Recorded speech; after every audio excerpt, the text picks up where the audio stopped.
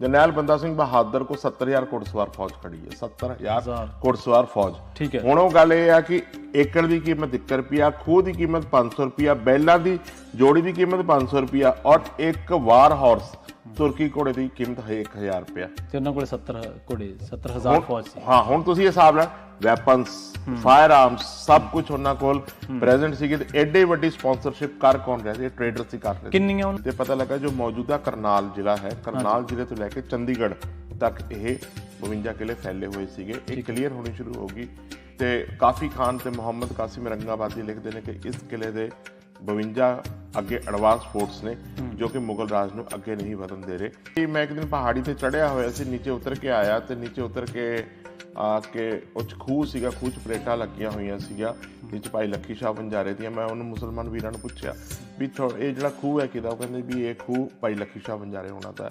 ਹੋਰ ਜਦੋਂ ਮੈਂ ਕਿ ਰੈਵਨਿਊ ਦਾ ਆਫੀਸਰ ਸੀ, ਪਟਵਾਰੀਆਂ ਤੋਂ ਰਿਕਾਰਡ ਚੈੱਕ ਕਰਾਇਆ ਗਿਆ, 55 ਖੂਹ ਲੱਖੀ ਸ਼ਾਹ ਬੰਜਾਰੇ ਦੇ ਉੱਤੇ ਮਿਲੇ। ਦਬਿਸਤਾਨ ਮਾਜ਼ਿਦ ਜ਼ੁਲਫਕਾਰ ਅਰਦਸਤਾਨੀ ਲਿਖਦਾ ਹੈ ਕਿ ਉਹ 2200 ਘੁੜਸਵਾਰਾਂ ਦੇ ਨਾਲ ਸਹਿ ਪਰਿਵਾਰ 1645 ਤੋਂ ਲੈ ਕੇ 1658 ਤੱਕ ਇਹਨਾਂ ਲੋਹਗੜ੍ਹ ਦੀ ਪਹਾੜੀਆਂ 'ਚ ਪ੍ਰੈਜ਼ੈਂਟ। ਠੀਕ ਹੈ ਜੀ। 13 ਸਾਲ ਤੇ ਗੁਰੂ ਨਾਨਕ ਪਾਤਸ਼ਾਹ ਦੀ ਵੀ ਉਦਾਸੀ ਇਹਨਾਂ ਟਾਂਡਿਆਂ ਦੇ ਥਰੂ ਹੀ ਹੈ, ਜੋ ਕਿ ਨਵੇਂ ਐਵੀਡੈਂਸਿਸ ਇਸ ਗੱਲ ਤੇ ਆ ਰਹੇ ਹੈ। ਔਰ ਇਹ ਟਾਂਡੇ ਪੂਰੀ ਦੁਨੀਆ ਦੇ ਵਿੱਚ ਘੁੰਮ ਰਹੇ ਸੀਗੇ ਔਰ ਇਹੀ ਗੁਰੂ ਨਾਨਕ ਪਾਤਸ਼ਾਹ ਦੇ ਨਾਲ ਸਿੱਖ ਬਣ ਕੇ ਪੂਰੇ ਉਹਨਾਂ ਦੀ ਮਾਨਵਤਾ ਦਾ ਜੋ ਸੰਦੇਸ਼ ਸੀਗਾ ਪੂਰੀ ਦੁਨੀਆ 'ਚ ਲੈ ਗਏ ਸੀ। ਦੁਨੀਆ ਦੇ ਸਭ ਤੋਂ ਵੱਡੇ ਟਰੇਡਰ ਸੀਗੇ ਔਰ ਇਹੀ ਖਾਲਸਾ ਰਾਜਧਾਨੀ ਨੂੰ ਸਪਾਂਸਰ ਕਰ ਰਹੇ। ਦੇਖੋ ਜੀ, ਤੇ ਮੈਨੂੰ ਹੁਣ ਲੋਹਗੜ੍ਹ ਬਾਰੇ ਮੋਟੇ-ਮੋਟੇ ਤੌਰ ਤੇ ਕੁਝ ਵੀ ਨਹੀਂ ਪਤਾ ਸੀਗਾ ਔਰ ਜੋ ਅਸੀਂ ਨੈਟ ਤੇ ਦੇਖ ਰਹੇ ਸੀ, ਇਤਿਹਾਸ ਦੇਖ ਰਹੇ ਸੀਗੇ, ਉਹ ਇਤਿਹਾਸ ਵੀ ਕੋਈ ਜਿੰਨਾ ਪੜ੍ਹ ਰਹੇ ਸੀ ਕੋਈ ਸਮਝ ਨਹੀਂ ਆ ਰਿਹਾ ਸੀਗਾ। ਅੰਡਰਸਟੈਂਡ ਕਰਨਾ ਸ਼ੁਰੂ ਕੀਤਾ ਤੇ ਮੈਂ ਕਿਹਾ ਵੀ ਜਿਹੜੇ ਆંકੜੇ ਨੇ ਉਹ ਮੈਚ ਨਹੀਂ ਕਰਦੇ। ਔਰ ਫਿਰ ਅਸੀਂ ਅੰਦਰ ਜੰਗਲ 'ਚ ਫਿਰਨਾ ਸ਼ੁਰੂ ਕਰਤਾ। ਜੰਗਲ 'ਚ ਜਦੋਂ ਹੋਰ ਪਹਾੜੀਆਂ ਤੇ ਘੁੰਮੇ ਤੇ ਨਾਨਕ ਹੇਠਾਂ ਪੱਥਰ ਤੇ ਚੂਨੇ ਦੀ ਚਨਾਈ ਦੀਆਂ ਜਿਹੜੀਆਂ ਆਪਣੀਆਂ ਆਰਕੀਓਲੋਜੀਕਲ ਐਵੀਡੈਂਸ ਜੰਗਲ 'ਚ ਮਿਲਣੇ ਸ਼ੁਰੂ ਹੋ ਗਏ। ਤੇ ਦਰਬਾਰ ਸਾਹਿਬ ਦੀ ਰਾਖੀ ਅੰਮ੍ਰਿਤਸਰ ਦੇ ਵਾਸਤੇ ਵੀ ਕਿਲਾ ਤਿਆਰ ਹੋਇਆ, ਦਾ ਨਾਮ ਵੀ ਲੋਹਗੜ੍ਹ ਸੀਗਾ। ਕਿਲਾ ਤੋੜ ਦਿੱਤਾ ਗਿਆ ਔਰ ਅੱਜ ਗੁਰਦੁਆਰਾ ਸਾਹਿਬ ਉੱਥੇ ਮੌਜੂਦ ਹੈ। ਜੀ ਜੀ 98 ਈਅਰਸ 'ਚ ਇਹ ਵਾਕਿਆ ਗੁਜ਼ਰਦਾ ਔਰ ਸ਼ਾਇਦ ਵਰਲਡ ਹਿਸਟਰੀ 'ਚ ਇੰਨੀ ਵੱਡੀ ਉਮਰ ਦਾ ਬੰਦਾ ਖੰਡਾ ਖੜਕਾਉਂਦਾ ਹੋਇਆ ਕੋਈ ਸ਼ਹੀਦ ਨਹੀਂ ਹੋਇਆ।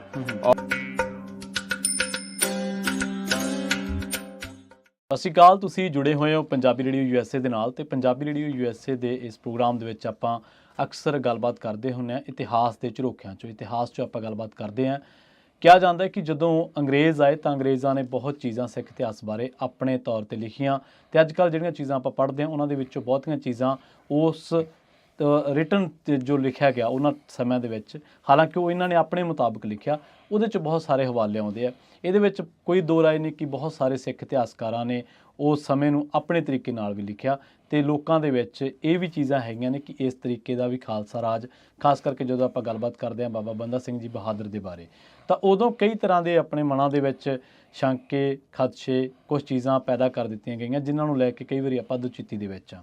ਅੱਜ ਦੇ ਇਸ ਐਪੀਸੋਡ ਦੇ ਵਿੱਚ ਆਪਾਂ ਇਹਨਾਂ ਦੁਚਿੱਤੀਆਂ ਨੂੰ, ਸ਼ੰਕਿਆਂ ਨੂੰ ਦੂਰ ਕਰਨ ਦਾ ਯਤਨ ਕਰਾਂਗੇ ਕਿਉਂਕਿ ਅੱਜ ਆਪਣੇ ਨਾਲ ਆਪਣੇ ਮਹਿਮਾਨ ਹੋਣਗੇ ਗਗਨਦੀਪ ਸਿੰਘ ਜੀ, ਜਿਨ੍ਹਾਂ ਨੇ ਕਿਤਾਬ ਲਿਖੀ ਹੈ ਲੋਹਗੜ੍ਹ, ਖਾਲਸਾ ਰਾਜ ਦੀ ਰਾਜਧਾਨੀ।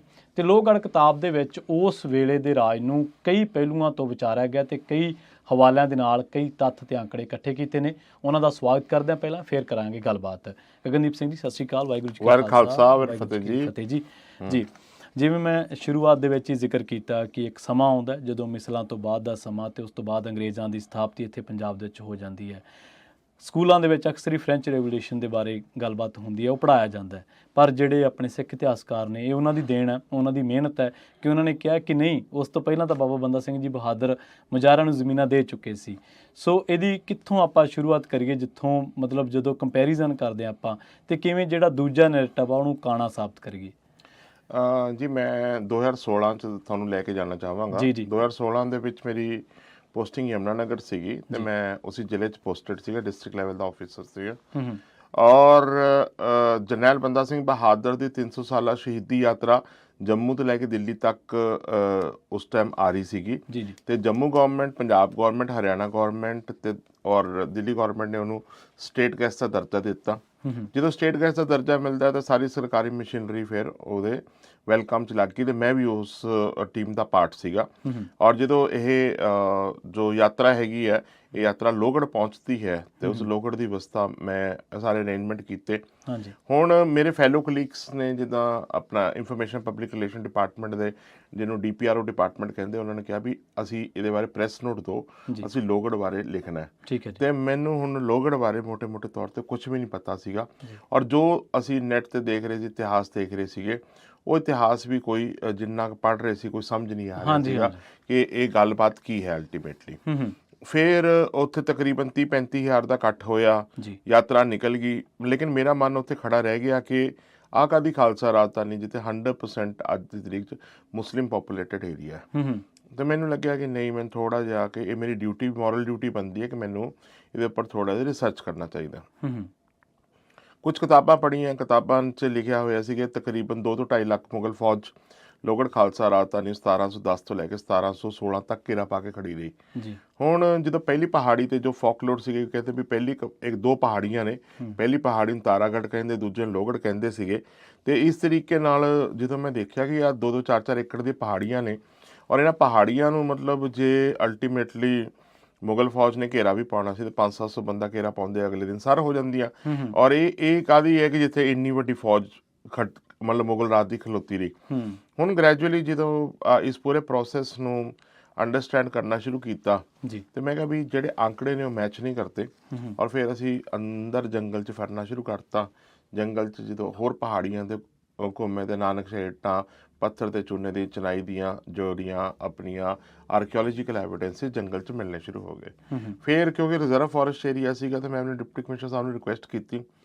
ਉਹਨਾਂ ਨੇ ਡੀਸੀ ਨਾਹਨ ਨੂੰ ਇੱਕ ਚਿੱਠੀ ਲਿਖੀ, ਸਰਮੌਟ ਜ਼ਿਲ੍ਹਾ ਪੈਂਦਾ, ਔਰ ਉਹਨਾਂ ਨੇ ਇੱਕ ਡਿਵੀਜ਼ਨਲ ਫੋਰੈਸਟ ਆਫਿਸਰ ਅਪਾਇੰਟ ਕਰਤਾ, ਜਿਹਦੇ ਵਿੱਚ ਅਸੀਂ ਫਿਰ ਟੋਟਲ 2-3 ਮਹੀਨੇ ਟੋਟਲ ਸਰਵੇ ਕੀਤਾ।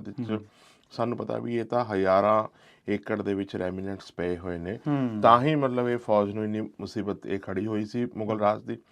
ਹੁਣ ਜਦੋਂ ਬਾਦਸ਼ਾਹ ਆਉਂਦਾ ਹੈ, ਐਂਪਰਰ ਆਉਂਦਾ ਹੈ, ਤੇ ਉਹ ਐਂਪਰਰ ਦੀ ਕੋਰਟ ਦੇ ਵਿੱਚ ਇਸ ਬੈਟਲ ਦੀਆਂ ਇੰਟੈਲੀਜੈਂਸ ਰਿਪੋਰਟਸ ਪੜ੍ਹ ਕੇ ਅਖਬਾਰੇ ਦਰਬਾਰੇ ਮੌਲਾ ਇੱਕ ਡਾਕੂਮੈਂਟ ਹੈ, ਉਹ ਕੰਪਾਈਲ ਕਰਕੇ ਅਖਬਾਰ ਜੋ ਬਾਦਸ਼ਾਹ ਦੇ ਦਰਬਾਰ 'ਚ ਪੜ੍ਹ ਕੇ ਸੁਣਾਇਆ, ਉਹਨੂੰ ਕਹਿੰਦੇ ਅਖਬਾਰੇ ਦਰਬਾਰੇ ਮੌਲਾ। ਠੀਕ ਹੈ। ਉਹ ਰਿਕਾਰਡ ਜ਼ਾਹਰ ਜੀ ਗੱਲ ਆ, ਬਾਦਸ਼ਾਹ ਦੇ ਮੁਤਾਬਕ ਹੀ ਲਿਖਿਆ ਗਿਆ। ਯੈਸ, ਨਹੀਂ ਬਾਦਸ਼ਾਹ ਦੇ ਮੁਤਾਬਕ ਨਹੀਂ ਲਿਖਿਆ ਗਿਆ, ਉਹ ਤਾਂ ਹਿਸਟਰੀ ਦੇ ਰਿਕਾਰਡ ਨਹੀਂ ਹੈ। ਮੈਂ ਫਿਰ ਉਹ ਤੁਹਾਨੂੰ ਥੋੜੇ ਜਿਹਾ ਕਲੈਰਿਟੀ ਕਰਦਾ। ਉਹ ਇੱਕ ਇੰਟੈਲੀਜੈਂਸ ਰਿਪੋਰਟਸ ਨੇ। ਠੀਕ ਹੈ। ਉਹ ਡੇਲੀ ਕਿਸ ਬੈਟਲ ਦੇ ਕੀ ਹਾਲਾਤ ਨੇ, ਅੱਛਾ ਠੀਕ ਹੈ, ਉਹ ਭਾਸ਼ਣ ਪੜ੍ਹ ਕੇ ਸੁਣਾਈ ਜਾ ਰਹੀ ਹੈ। ਠੀਕ ਹੈ, ਬਰੀਫ ਟਾਈਪ। ਹਾਂ, ਉਹ ਬੇਸਿਕਲੀ ਸਾਰਾ ਇੱਕ ਕਿਊਮੂਲੇਟ ਜਿਹਦਾ ਵਾਕਿਆ ਨਵੀਸ ਕਹਿੰਦੇ ਨੇ, ਉਹਨਾਂ ਦੇ ਜਿਹੜੇ ਇੰਟੈਲੀਜੈਂਸ ਏਜੰਸੀਜ਼ ਆ ਰਿਪੋਰਟ ਇਕੱਠੀਆਂ ਕਰਤੀਆਂ ਔਰ ਭਾਸ਼ਣ ਪੜ੍ਹ ਕੇ ਸੁਣਾਈ ਜਾਂਦੀ। ਠੀਕ ਹੈ। ਉਹ ਅਖਬਾਰੇ ਦਰਬਾਰੇ ਮੌਲਾ ਦੇ ਕੁਝ ਹੋਰ ਐਵੀਡੈਂਸ ਚੈੱਕ ਕੀਤੇ ਤੇ ਕਾਫੀ ਖਾਨ ਤੇ ਮੁਹੰਮਦ ਕਾਸਿਮ ਰੰਗਾਬਾਦੀ ਲਿਖਦੇ ਨੇ ਕਿ ਇਸ ਕਿਲੇ ਦੇ 52 ਅੱਗੇ ਐਡਵਾਂਸ ਫੋਰਟਸ ਨੇ ਜੋ ਕਿ ਮੁਗਲ ਰਾਜ ਨੂੰ ਅੱਗੇ ਨਹੀਂ ਵਧਣ ਦੇ ਰਹੇ। ਤੇ ਫਿਰ ਜਦੋਂ ਇਹਨਾਂ ਦੇ ਇਹ ਗੱਲ ਪ੍ਰੋਫੈਸਰ ਗੰਡਾ ਸਿੰਘ ਵੀ ਲਿਖਦੇ ਨੇ ਕਿ ਇਸ ਕਿਲੇ ਦੇ 52 ਕਿਲੇ ਨੇ। ਪਹਿਲੇ ਤਾਂ ਪਤਾ ਨਹੀਂ ਲੱਗਿਆ, ਫਿਰ ਜਦੋਂ ਹੋਰ ਸਟੱਡੀ ਕੀਤੀ ਤੇ ਪਤਾ ਲੱਗਾ ਜੋ ਮੌਜੂਦਾ ਕਰਨਾਲ ਜ਼ਿਲ੍ਹਾ ਹੈ, ਕਰਨਾਲ ਜ਼ਿਲ੍ਹੇ ਤੋਂ ਲੈ ਕੇ ਚੰਡੀਗੜ੍ਹ ਤੱਕ ਇਹ 52 ਕਿਲੇ ਫੈਲੇ ਹੋਏ ਸੀਗੇ। ਇਹ ਕਲੀਅਰ ਹੋਣੀ ਸ਼ੁਰੂ ਹੋ ਗਈ। ਤੇ ਹਰਿਆਣੇ ਦੇ 5 ਜ਼ਿਲ੍ਹੇ ਕਰਨਾਲ, ਕੁਰਸ਼ੇਤਰ, ਕੈਥਲ, ਯਮੁਨਾਨਗਰ, ਅੰਬਾਲਾ, ਪੰਚਕੂਲਾ, ਇਸ ਜ਼ਿਲ੍ਹਿਆਂ ਦੇ ਵਿੱਚ ਇਹ ਖਾਲਸਾ ਰਾਜ ਦੇ ਜੋ ਕਿਲੇ ਸੀਗੇ, ਜੇ ਐਡਵਾਂਸ ਫੋਰਟਸ ਸੀਗੇ, ਉਹ ਮੌਜੂਦ ਸੀਗੇ, ਜਿਨ੍ਹਾਂ 'ਚੋਂ ਅੱਜ ਵੀ 24 ਦੇ ਕਰੀਬ ਜੋ ਕਿ ਅੱਜ ਵੀ ਮੌਕੇ ਤੇ ਮੌਜੂਦ ਨੇ। ਜੀ ਜੀ। ਹੁਣ ਇਹ ਤੋਂ ਗੱਲ ਸਾਨੂੰ ਬੜੀ ਕਲੀਅਰ ਹੋ ਗਈ ਕਿ ਜੀ ਮਤਲਬ ਇਹ ਜਿਹੜੇ ਕਿਲੇ ਸੀਗੇ, ਇਹ ਕਿਲਾਬੰਦੀ ਬੜੀ ਇੱਕ ਮਜ਼ਬੂਤ ਕਿਲਾਬੰਦੀ ਸੀਗੀ। ਜੀ। ਔਰ 2.5 ਲੱਖ ਮੁਗਲ ਫੌਜ ਨੂੰ ਕਿਸ ਤਰੀਕੇ ਨਾਲ ਅੰਗੇਜ ਕੀਤਾ ਗਿਆ, ਕਿਸ ਤਰੀਕੇ ਨਾਲ ਮੁਗਲ ਰਾਜ ਦਾ ਫਿਰ ਅੱਗੇ ਟੋਟਲ ਡਿਕਲਾਈਨ ਹੋਇਆ, ਉਹ ਸਾਰਾ ਕੁਝ ਇਸ ਪੂਰੇ ਪ੍ਰੋਸੈਸ 'ਚ ਫਿਰ ਸਾਨੂੰ ਅੰਡਰਸਟੈਂਡ ਹੋਣਾ ਸ਼ੁਰੂ ਹੋ ਗਿਆ।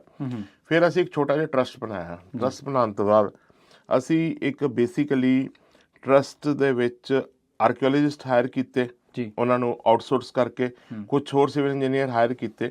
ਉਹਨਾਂ ਨੂੰ ਪੁੱਛਿਆ ਕਿ ਜੀ ਆਹ ਜਿਹੜੀ ਕਿਲਾਬੰਦੀ ਹੈ ਫਿਰ ਇਹ ਕਿਸ ਤਰੀਕੇ ਨਾਲ ਹੋਈ, ਔਰ ਜੋ ਗੁੱਥੀਆਂ ਤਾਂ ਕਿ ਜਿਹੜੀ ਸੀਕ੍ਰੇਟਸ ਨੇ ਇਹ ਤੋਂ ਰਿਲੇਟਡ ਉਹ ਅਨਵੀਲ ਕੀਤੇ ਜਾ ਸਕੇ, ਹਿਸਟੋਰੀਕਲ ਇੰਪੋਰਟੈਂਟ ਫੈਕਟਸ ਅਨਵੀਲ ਹੋ ਜਾਣ।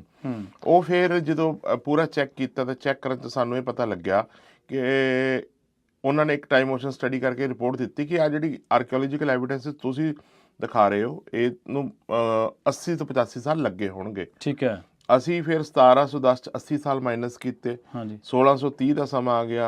ਔਰ ਸਿੱਖ ਕੌਮ ਦੇ ਆਗੂ ਸੀਗੇ 6ਵੇਂ ਪਾਤਸ਼ਾਹ ਗੁਰੂ ਹਰਗੋਬਿੰਦ ਸਾਹਿਬ। ਠੀਕ ਹੈ। ਹੁਣ ਗੁਰੂ ਹਰਗੋਬਿੰਦ ਸਾਹਿਬ ਨੂੰ ਸਟੱਡੀ ਕੀਤਾ ਤੇ ਲੋਹਗੜ੍ਹ ਨੂੰ ਸਟੱਡੀ ਕਰਨਾ ਸ਼ੁਰੂ ਕੀਤਾ ਤੇ ਦਰਬਾਰ ਸਾਹਿਬ ਦੀ ਰਾਖੀ ਅੰਮ੍ਰਿਤਸਰ ਦੇ ਵਾਸਤੇ ਵੀ ਕਿਲਾ ਤਿਆਰ ਹੋਇਆ, ਉਹਦਾ ਨਾਮ ਵੀ ਲੋਹਗੜ੍ਹ ਸੀਗਾ। ਕਿਲਾ ਤੋੜ ਦਿੱਤਾ ਗਿਆ ਔਰ ਅੱਜ ਗੁਰਦੁਆਰਾ ਸਾਹਿਬ ਉੱਥੇ ਮੌਜੂਦ ਹੈ। ਜੀ ਜੀ। ਇਸੇ ਤਰੀਕੇ ਨਾਲ ਫਿਰ ਅਸੀਂ ਗੁਰੂ ਹਰਗੋਬਿੰਦ ਸਾਹਿਬ ਦੀ ਜਦੋਂ ਥੋੜੀ ਹਿਸਟਰੀ ਹੋਰ ਸਟੱਡੀ ਕੀਤੀ ਤੇ ਪਤਾ ਲੱਗਿਆ ਕਿ 1624 ਦੇ ਵਿੱਚ ਉਹ ਦਰਬਾਰ ਸਾਹਿਬ ਛੱਡ ਕੇ ਕੀਰਤਪੁਰ ਸਾਹਿਬ ਚਲੇ ਜਾਂਦੇ ਨੇ। ਠੀਕ ਹੈ। ਉੱਥੇ ਜਾ ਕੇ ਕਿਉਂਕਿ ਬਿਲਾਸਪੁਰ ਦਾ ਰਾਜਾ ਜ਼ਮੀਨ ਦਿੰਦਾ ਹੈ, ਉਸ ਜ਼ਮੀਨ ਦੀ ਕੀਮਤ ਭਾਈ ਲੱਖੀ ਸ਼ਾਹ ਵਣਜਾਰੇ ਹੋਣੀ ਤੇ ਭਾਈ ਮੱਖਣ ਸ਼ਾਹ ਲਪਾਣੇ ਹੋਣੀ ਅਦਾ ਕਰਕੇ ਆਉਂਦੇ ਨੇ ਔਰ ਬਾਬਾ ਗੁਰਦਿੱਤਾ ਜੀ ਉੱਥੇ ਇੱਕ ਨਵਾਂ ਖਾਲਸਾ ਸ਼ਹਿਰ ਵਸਾਉਂਦੇ ਨੇ ਕੀਰਤਪੁਰ ਸਾਹਿਬ ਦੇ ਨਾਮ ਤੋਂ। ਔਰ ਅਲਟੀਮੇਟਲੀ ਇੱਥੋਂ ਦੀ ਹੈੱਡਕੁਆਟਰ ਸਿੱਖੀ ਦਾ ਸ਼ਿਫਟ ਹੁੰਦਾ ਕੀਰਤਪੁਰ ਸਾਹਿਬ। ਕੀਰਤਪੁਰ ਸਾਹਿਬ, ਠੀਕ ਹੈ ਜੀ। ਠੀਕ ਹੈ ਜੀ। ਹੁਣ ਉਸ ਤੋਂ ਬਾਅਦ 1634 ਦੇ ਵਿੱਚ 6ਵੇਂ ਪਾਤਸ਼ਾਹ ਗੜਵਾਲ ਦੇ ਇਲਾਕੇ 'ਚ ਜਾਂਦੇ ਨੇ, ਇਸ ਲੋਹਗੜ੍ਹ ਦੇ ਇਲਾਕੇ 'ਚੋਂ ਹੀ ਹੋ ਕੇ। ਹੁਣ ਜ਼ਿਆਦਾ ਗੱਲ ਕਲੀਅਰ ਹੋਈ 7ਵੇਂ ਪਾਤਸ਼ਾਹ ਟਾਈਮ 'ਚ। 7ਵੇਂ ਪਾਤਸ਼ਾਹ ਦਾ ਟੋਟਲ ਪੀਰੀਅਡ ਜੋ ਗੁਰੂਸ਼ਿਪ ਦਾ ਹੈ ਉਹ 1644 ਤੋਂ ਲੈ ਕੇ 1661 ਤੱਕ ਹੈਗਾ। ਹੁਣ ਇਸ ਪੀਰੀਅਡ ਦੇ ਵਿੱਚ ਉਹ 17 ਸਾਲ ਗੁਰੂ ਰਹੇ ਤੇ ਜ਼ਿਆਦਾ ਗੱਲ ਦਬਿਸਤਾਨ ਮਾਜ਼ੀਦ ਜ਼ੁਲਫਕਾਰ ਅਰਦਸਤਾਨੀ ਲਿਖਦਾ ਹੈ ਕਿ ਉਹ 2200 ਘੋੜਸਵਾਰਾਂ ਦੇ ਨਾਲ ਸਹਿ ਪਰਿਵਾਰ 1645 ਤੋਂ ਲੈ ਕੇ 1658 ਤੱਕ ਇਹਨਾਂ ਲੋਹਗੜ੍ਹ ਦੀ ਪਹਾੜੀਆਂ 'ਚ ਪ੍ਰੈਜ਼ੈਂਟ। ਠੀਕ ਹੈ ਜੀ। 13 ਸਾਲ। ਹੁਣ ਸਾਨੂੰ ਇਹ ਗੱਲ ਕਲੀਅਰ ਹੋ ਗਈ ਕਿ ਇਹ ਫੋਰਟੀਫਿਕੇਸ਼ਨ ਦਾ ਕੰਮ ਬੜੀ ਸਪੀਡ ਨਾਲ ਚੱਲ ਰਿਹਾ ਸੀਗਾ। ਹੁਣ 1652 ਦਾ ਸਮਾਂ ਵਿੱਚ ਆ ਗਿਆ। 1652 ਸਮਾਂ ਵਿੱਚ ਆ ਗਿਆ ਤੇ 8ਵੀਂ ਪਾਤਸ਼ਾਹੀ ਦਾ ਜੋ ਪ੍ਰਕਾਸ਼ ਹੈ ਉਸੇ ਦੌਰਾਨ ਹੋਇਆ। ਇਹ ਮਾਤਾ ਪਿਤਾ ਲੋਹਗੜ੍ਹ ਦੀਆਂ ਪਹਾੜੀਆਂ ਥਾਪਲਪੁਰ ਬੈਠੇ ਹੋਏ ਨੇ ਤੇ ਬੱਚਾ ਕਿੱਥੇ ਪੈਦਾ ਹੋਇਆ ਹੋਏਗਾ ਇਹ ਅੰਦਾਜ਼ਾ ਤੁਸੀਂ ਲਾਉਣਾ ਹੈ। ਔਰ ਅਲਟੀਮੇਟਲੀ ਪਤਾ ਲੱਗਿਆ ਕਿ 8ਵੀਂ ਪਾਤਸ਼ਾਹੀ ਦਾ ਪ੍ਰਕਾਸ਼ ਵੀ ਇਸ ਇਲਾਕੇ 'ਚ ਹੀ ਹੋਇਆ। ਔਰ 9ਵੇਂ ਪਾਤਸ਼ਾਹੀ ਗੁਰੂ ਤੇਗ ਬਹਾਦਰ ਸਾਹਿਬ ਵੀ ਬਾਰ-ਬਾਰ ਇੱਥੇ ਵਿਜ਼ਿਟ ਕਰ ਰਹੇ ਸੀਗੇ ਔਰ ਉਹਨਾਂ ਦੇ ਨਾਮ ਦੇ ਇਤਿਹਾਸਿਕ ਗੁਰਦੁਆਰੇ ਸਾਹਿਬ ਅੱਜ ਵੀ ਸੁਸ਼ੋਭਿਤ ਨੇ। ਜਮਨਾਨਗਰ ਦੇ ਇਲਾਕੇ ਦੇ ਵਿੱਚ ਲੋਹਗੜ੍ਹ ਦੇ ਨਜ਼ਦੀਕ 5 ਗੁਰਦੁਆਰੇ ਇਤਿਹਾਸਿਕ ਜਿਨ੍ਹਾਂ ਦੀ ਸੇਵਾ ਸੰਭਾਲ ਪਹਿਲੇ SGPC ਕੋਲ ਹੁਣ ਹਰਿਆਣਾ ਸੇ ਗੁਰਦੁਆਰਾ ਪ੍ਰਬੰਧਕ ਕਮੇਟੀ ਕੋਲ ਹੈ, ਉਹ ਗੁਰੂ ਤੇਗ ਬਹਾਦਰ ਸਾਹਿਬ ਨਾਲ ਕਨੈਕਟਡ ਹੈ। ਜੀ ਠੀਕ ਹੈ। ਹੁਣ ਸਾਨੂੰ ਇਹ ਵੀ ਸਮਝ ਆਉਣ ਲੱਗ ਗਿਆ ਵੀ ਗੁਰੂ ਤੇਗ ਬਹਾਦਰ ਸਾਹਿਬ ਬਾਰ-ਬਾਰ ਕਿਉਂ ਆ ਰਹੇ ਨੇ। ਤੇ ਇੱਕ ਵਾਰੀ ਮੈਂ ਉੱਪਰ ਚੜਿਆ 16ਵੀਂ ਸਦੀ ਤੋਂ ਇਹ ਗੱਲ ਹੈ 1650 ਤੋਂ ਹਾਂ ਇਹ 1664 ਦੀ ਬਾਤ ਦੀ ਗੱਲ ਹੈ। ਅੱਛਾ ਠੀਕ 1664 ਤੋਂ ਹਾਂਜੀ। ਉਸ ਤੋਂ ਬਾਅਦ ਜੀ ਅਲਟੀਮੇਟਲੀ ਮੈਂ ਇੱਕ ਦਿਨ ਪਹਾੜੀ ਤੇ ਚੜਿਆ ਹੋਇਆ ਸੀ, ਨੀਚੇ ਉਤਰ ਕੇ ਆਇਆ ਤੇ ਨੀਚੇ ਉਤਰ ਕੇ ਆ ਕੇ ਉਹ 'ਚ ਖੂਹ ਸੀਗਾ, ਖੂਹ 'ਚ ਪਲੇਟਾਂ ਲੱਗੀਆਂ ਹੋਈਆਂ ਸੀਗਾ ਜਿਹ 'ਚ ਭਾਈ ਲੱਖੀ ਸ਼ਾਹ ਵਣਜਾਰੇ ਦੀਆਂ। ਮੈਂ ਉਹਨੂੰ ਮੁਸਲਮਾਨ ਵੀਰਾਂ ਨੂੰ ਪੁੱਛਿਆ ਵੀ ਇਹ ਜਿਹੜਾ ਖੂਹ ਹੈ ਕਿਹਦਾ, ਉਹ ਕਹਿੰਦੇ ਵੀ ਇਹ ਖੂਹ ਭਾਈ ਲੱਖੀ ਸ਼ਾਹ ਵਣਜਾਰੇ ਹੋਣਾ ਦਾ। ਹੁਣ ਮੇਰੇ ਕੰਨ ਖੜੇ ਹੋਏ ਵੀ ਲੱਖੀ ਸ਼ਾਹ ਵਣਜਾਰਾ ਇੱਥੇ ਕੀ ਕਰ ਰਿਹਾ। ਹੋਰ ਜਦੋਂ ਮੈਂ ਕਿ ਰੈਵਨਿਊ ਦਾ ਆਫੀਸਰ ਸੀ, ਪਟਵਾਰੀਆਂ ਤੋਂ ਰਿਕਾਰਡ ਚੈੱਕ ਕਰਾਇਆ ਗਿਆ, 55 ਖੂਹ ਲੱਖੀ ਸ਼ਾਹ ਵਣਜਾਰੇ ਦੇ ਉੱਥੇ ਮਿਲੇ। ਹੁਣ ਮੈਂ ਪ੍ਰਵੀਨ ਜੀ ਗੱਲ ਤੁਹਾਨੂੰ ਦੱਸਣਾ ਚਾਹੁੰਦਾ ਕਿ ਸਾਡੀ ਜਿਹੜੀ ਸਿੱਖ ਹਿਸਟਰੀ ਉਹ ਦੱਸਦੀ ਹੈ ਕਿ ਲੱਖੀ ਸ਼ਾਹ ਵਣਜਾਰੇ ਬਾਰੇ ਕਿ ਉਹਨਾਂ ਨੇ 1675 ਜਦੋਂ ਔਰੰਗਜ਼ੇਬ ਨੇ ਗੁਰੂ ਤੇਗ ਬਹਾਦਰ ਸਾਹਿਬ ਦੀ ਦਾ ਸ਼ਹੀਦੀ ਕਰਤੀ ਤੇ ਉਹਨਾਂ ਦਾ ਧੜ ਭਾਈ ਲੱਖੀ ਸ਼ਾਹ ਵਣਜਾਰੇ ਹੋਣੀ ਆਪਣੇ ਘਰ ਰਾਇਸਨਾ ਹਿੱਲ ਲੈ ਗਏ ਔਰ ਆਪਣੀ ਝੋਪੜੀ ਨੂੰ ਅੱਗ ਲਾ ਲਈ। ਅਸੀਂ ਉਹਨਾਂ ਨੂੰ ਗਰੀਬ ਸਿੱਖ ਦੱਸਦੇ ਹਾਂ। ਪਰ ਜਦੋਂ ਹੁਣ ਲੱਖੀ ਸ਼ਾਹ ਵਣਜਾਰੇ ਬਾਰੇ ਹਿਸਟਰੀ ਪੜ੍ਹਨੀ ਸ਼ੁਰੂ ਕੀਤੀ, ਦੇਖਣੀ ਸ਼ੁਰੂ ਕੀਤੀ, 55 ਖੂਹ ਲੱਖੀ ਸ਼ਾਹ ਵਣਜਾਰੇ ਲੋਹਗੜ੍ਹ ਦੇ ਕੋਲ ਸੀਗੇ। ਹੁਣ ਇੱਕ ਖੂਹ ਨੂੰ ਲਾਉਣ ਦੀ ਕੀਮਤ ਜੋ ਸਰਕਾਰੀ ਗਜ਼ਟੀਆ ਲਿਖਦਾ ਕਿ 500 ਰੁਪਇਆ ਔਰ 1 ਏਕੜ ਦੀ ਕੀਮਤ 1 ਰੁਪਇਆ, ਯਾਨੀ ਕਿ ਉਹ ਅਮੀਰ ਆਦਮੀ ਸੀਗੇ। ਔਰ ਉਸ ਤੋਂ ਬਾਅਦ ਫਿਰ ਦੇਖਿਆ ਕਿ ਫਤਿਹਗੜ੍ਹ ਸਾਹਿਬ ਤੋਂ ਪਹਿਲੇ ਸਰਾਏ ਵਣਜਾਰਾ ਵੀ ਉਹਨਾਂ ਦਾ ਇੱਕ ਜੋ ਮਹਿਲ ਔਰ ਕਿਲਾ ਅੱਜ ਵੀ ਮੌਕੇ ਤੇ ਮੌਜੂਦ ਖੜਿਆ ਹੋਇਆ ਹੈ। ਇਸੇ ਤਰੀਕੇ ਨਾਲ ਭਾਈ ਲੱਖੀ ਸ਼ਾਹ ਵਣਜਾਰੇ ਦੇ ਟ੍ਰੇਡ ਰੂਟ ਤੇ ਜੋ ਆਗਰਾ ਤੋਂ ਲੈ ਕੇ ਗੁਜਰਾਤ ਤੱਕ ਜਾਂਦਾ, ਹਰ 10 ਕਿਲੋਮੀਟਰ ਬਾਅਦ ਇੱਕ ਰਾਇਲ ਕੈਨਪੀ ਖੜੀ ਹੈ ਰਾਜਸ਼ਾਹੀ ਛਤਰੀ। ਔਰ ਇਹ ਰਾਜਸ਼ਾਹੀ ਛਤਰੀ ਲਾਉਣ ਦਾ ਜੋ ਅਧਿਕਾਰ ਸੀ ਸਿਰਫ ਵਣਜਾਰਿਆਂ ਕੋਲ ਸੀਗਾ। ਠੀਕ ਹੈ। ਔਰ ਜੋ ਕਹਿੰਦੇ ਨੇ ਕਿ ਹਿੰਦੁਸਤਾਨ ਦੇ ਕਈ ਰਾਜੇ ਭਾਈ ਲੱਖੀ ਸ਼ਾਹ ਵਣਜਾਰੇ ਹੋਣਾ ਕੋ ਗਰਵੀ ਸੀਗੇ। ਥੋੜਾ ਜਿਹਾ ਲੱਖੀ ਸ਼ਾਹ ਵਣਜਾਰੇ ਨੂੰ ਪੜ੍ਹਨਾ ਸ਼ੁਰੂ ਕੀਤਾ। ਦੇਖੋ 1580 ਚ ਉਹਨਾਂ ਜਨਮ ਹੋਇਆ ਤੇ ਜਦੋਂ ਗੁਰੂ ਤੇਗ ਬਹਾਦਰ ਸਾਹਿਬ ਦੀ ਉਹ ਧੜ ਚੱਕਦੇ ਨੇ ਤੇ ਉਹਨਾਂ ਦੀ ਉਮਰ ਹੁੰਦੀ ਹੈ 95 ਸਾਲ 95 ਈਅਰ। ਹਾਂਜੀ ਹਾਂਜੀ। ਔਰ ਕੋਈ ਛੋਟੀ ਮੋਟੀ ਗੱਲ ਨਹੀਂ ਹੈ। ਔਰ ਭਾਈ ਲੱਖੀ ਸ਼ਾਹ ਵਣਜਾਰੇ ਹੋਣਾ ਦੇ ਦਮਾਦ ਨੇ ਭਾਈ ਮਨੀ ਸਿੰਘ ਜੀ ਹੋਣੀ ਔਰ ਉਹ ਸਾਂਢੂ ਨੇ ਆਪਣੇ ਭਾਈ ਮੱਖਣ ਸ਼ਾਹ ਲਪਾਣੇ ਹੋਣੇ ਦੇ। ਔਰ ਇਹਨਾਂ ਦੇ ਨਾਮ ਹਜ਼ਾਰਾਂ ਏਕੜ ਜ਼ਮੀਨ ਅੱਜ ਵੀ ਹਿੰਦੁਸਤਾਨ ਦੇ ਅਲੱਗ-ਅਲੱਗ ਸ਼ਹਿਰਾਂ ਤੇ ਇਵਨ ਦਿੱਲੀ 'ਚ ਹੀ ਬੋਲਦੀ ਹੈ। ਬਾਅਦ 'ਚ ਇਹਨਾਂ ਦਾ ਕੋਈ ਵਾਰਸ ਵੀ ਮਤਲਬ ਵਾਰਸ ਦਾ ਦੇਖੋ ਜਿਹੜੇ ਬੰਦੇ ਸ਼ਹੀਦ ਕਰ ਦਿੱਤੇ ਗਏ ਉਹਨਾਂ ਦਾ ਕੋਈ ਵਾਰਸ ਬਚਿਆ ਨਹੀਂ। ਐਸਾ ਤਾਂ ਬੜੀ ਅਟਰੋਸਿਟੀਜ਼ ਹੋਈਆਂ ਮੁਗਲਾਂ ਦੁਆਰਾ ਔਰ ਇਹਨਾਂ ਪਰਿਵਾਰਾਂ ਤੇ ਬਹੁਤ ਜ਼ਿਆਦਾ ਜੋ ਜ਼ੁਲਮ ਹੋਇਆ, ਆਪਰੇਸ਼ਨਸ ਹੋਏ। ਔਰ ਉਹ ਫਿਰ ਜਿਹੜੇ ਮੇਨ ਇਹਨਾਂ ਦੇ ਜਿਹੜੇ ਡਿਸੈਂਡੈਂਟਸ ਆ ਉਹਨਾਂ ਦਾ ਕੋਈ ਜ਼ਿਆਦਾ ਲੰਬਾ ਚੌੜਾ ਪਤਾ ਨਹੀਂ ਹੈ। ਔਰ ਅਲਟੀਮੇਟਲੀ ਮਤਲਬ ਜਿੱਦਾਂ ਤੁਹਾਨੂੰ ਇੱਕ ਹੋਰ ਗੱਲ ਦੱਸਦਾ ਕਿ ਉਧਰੋਂ ਜਰਨੈਲ ਬੰਦਾ ਸਿੰਘ ਬਹਾਦਰ ਜੀ ਚੱਲੇ ਹੁੰਦੇ ਨੇ ਤੇ ਭਾਈ ਨਗਈਆ ਸਿੰਘ ਜੋ ਨੇ ਪੁੱਤਰ ਨੇ। ਠੀਕ ਹੈ ਜੀ। 1709 ਚ ਅੰਮ੍ਰਿਤਸਰ ਨੂੰ ਮੁਗਲਾਂ ਤੋਂ ਆਜ਼ਾਦ ਕਰਾਉਂਦੇ ਨੇ। ਮੁਗਲਾਂ ਦਾ ਜਰਨੈਲ ਹਰਸ ਰਾਏ ਉਹਨਾਂ ਨਾਲ ਲੜਦਾ, ਉਹ ਹਰਸ ਰਾਏ ਦਾ ਸਿਰ ਵੱਢਦੇ ਨੇ ਤੇ ਆਪ ਵੀ ਸ਼ਹੀਦੀ ਲੈਂਦੇ ਨੇ। ਉਹਨਾਂ ਦੀ 1611 ਜਨਮ ਹੈ ਤੇ 1709 ਦਾ ਵਾਕਿਆ, 98 ਸਾਲ ਉਮਰ ਹੈ। 98 ਈਅਰਸ 'ਚ ਇਹ ਵਾਕਿਆ ਗੁਜ਼ਰਦਾ ਹੈ ਔਰ ਸ਼ਾਇਦ ਵਰਲਡ ਹਿਸਟਰੀ 'ਚ ਇੰਨੀ ਵੱਡੀ ਉਮਰ ਦਾ ਬੰਦਾ ਖੰਡਾ ਖੜਕਾਉਂਦਾ ਹੋਇਆ ਕੋਈ ਸ਼ਹੀਦ ਨਹੀਂ ਹੋਇਆ। ਔਰ ਇਹ ਭਾਈ ਨਗਈਆ ਸਿੰਘ ਜੋ ਲੱਖੀ ਸ਼ਾਹ ਵਣਜਾਰੇ ਦੇ ਵੱਡੇ ਪੁੱਤਰ ਨੇ, ਉਸ ਤੋਂ ਬਾਅਦ ਇਹਨਾਂ ਦੇ ਹੋਰ ਪੁੱਤਰ ਗੁਰੂ ਗੋਬਿੰਦ ਸਿੰਘ ਮਹਾਰਾਜ ਨਾਲ ਸ਼ਹੀਦ ਹੋਏ, ਪੋਤਰੇ ਸ਼ਹੀਦ ਹੋਏ ਜਰਨੈਲ ਬੰਦਾ ਸਿੰਘ ਬਹਾਦਰ ਨਾਲ।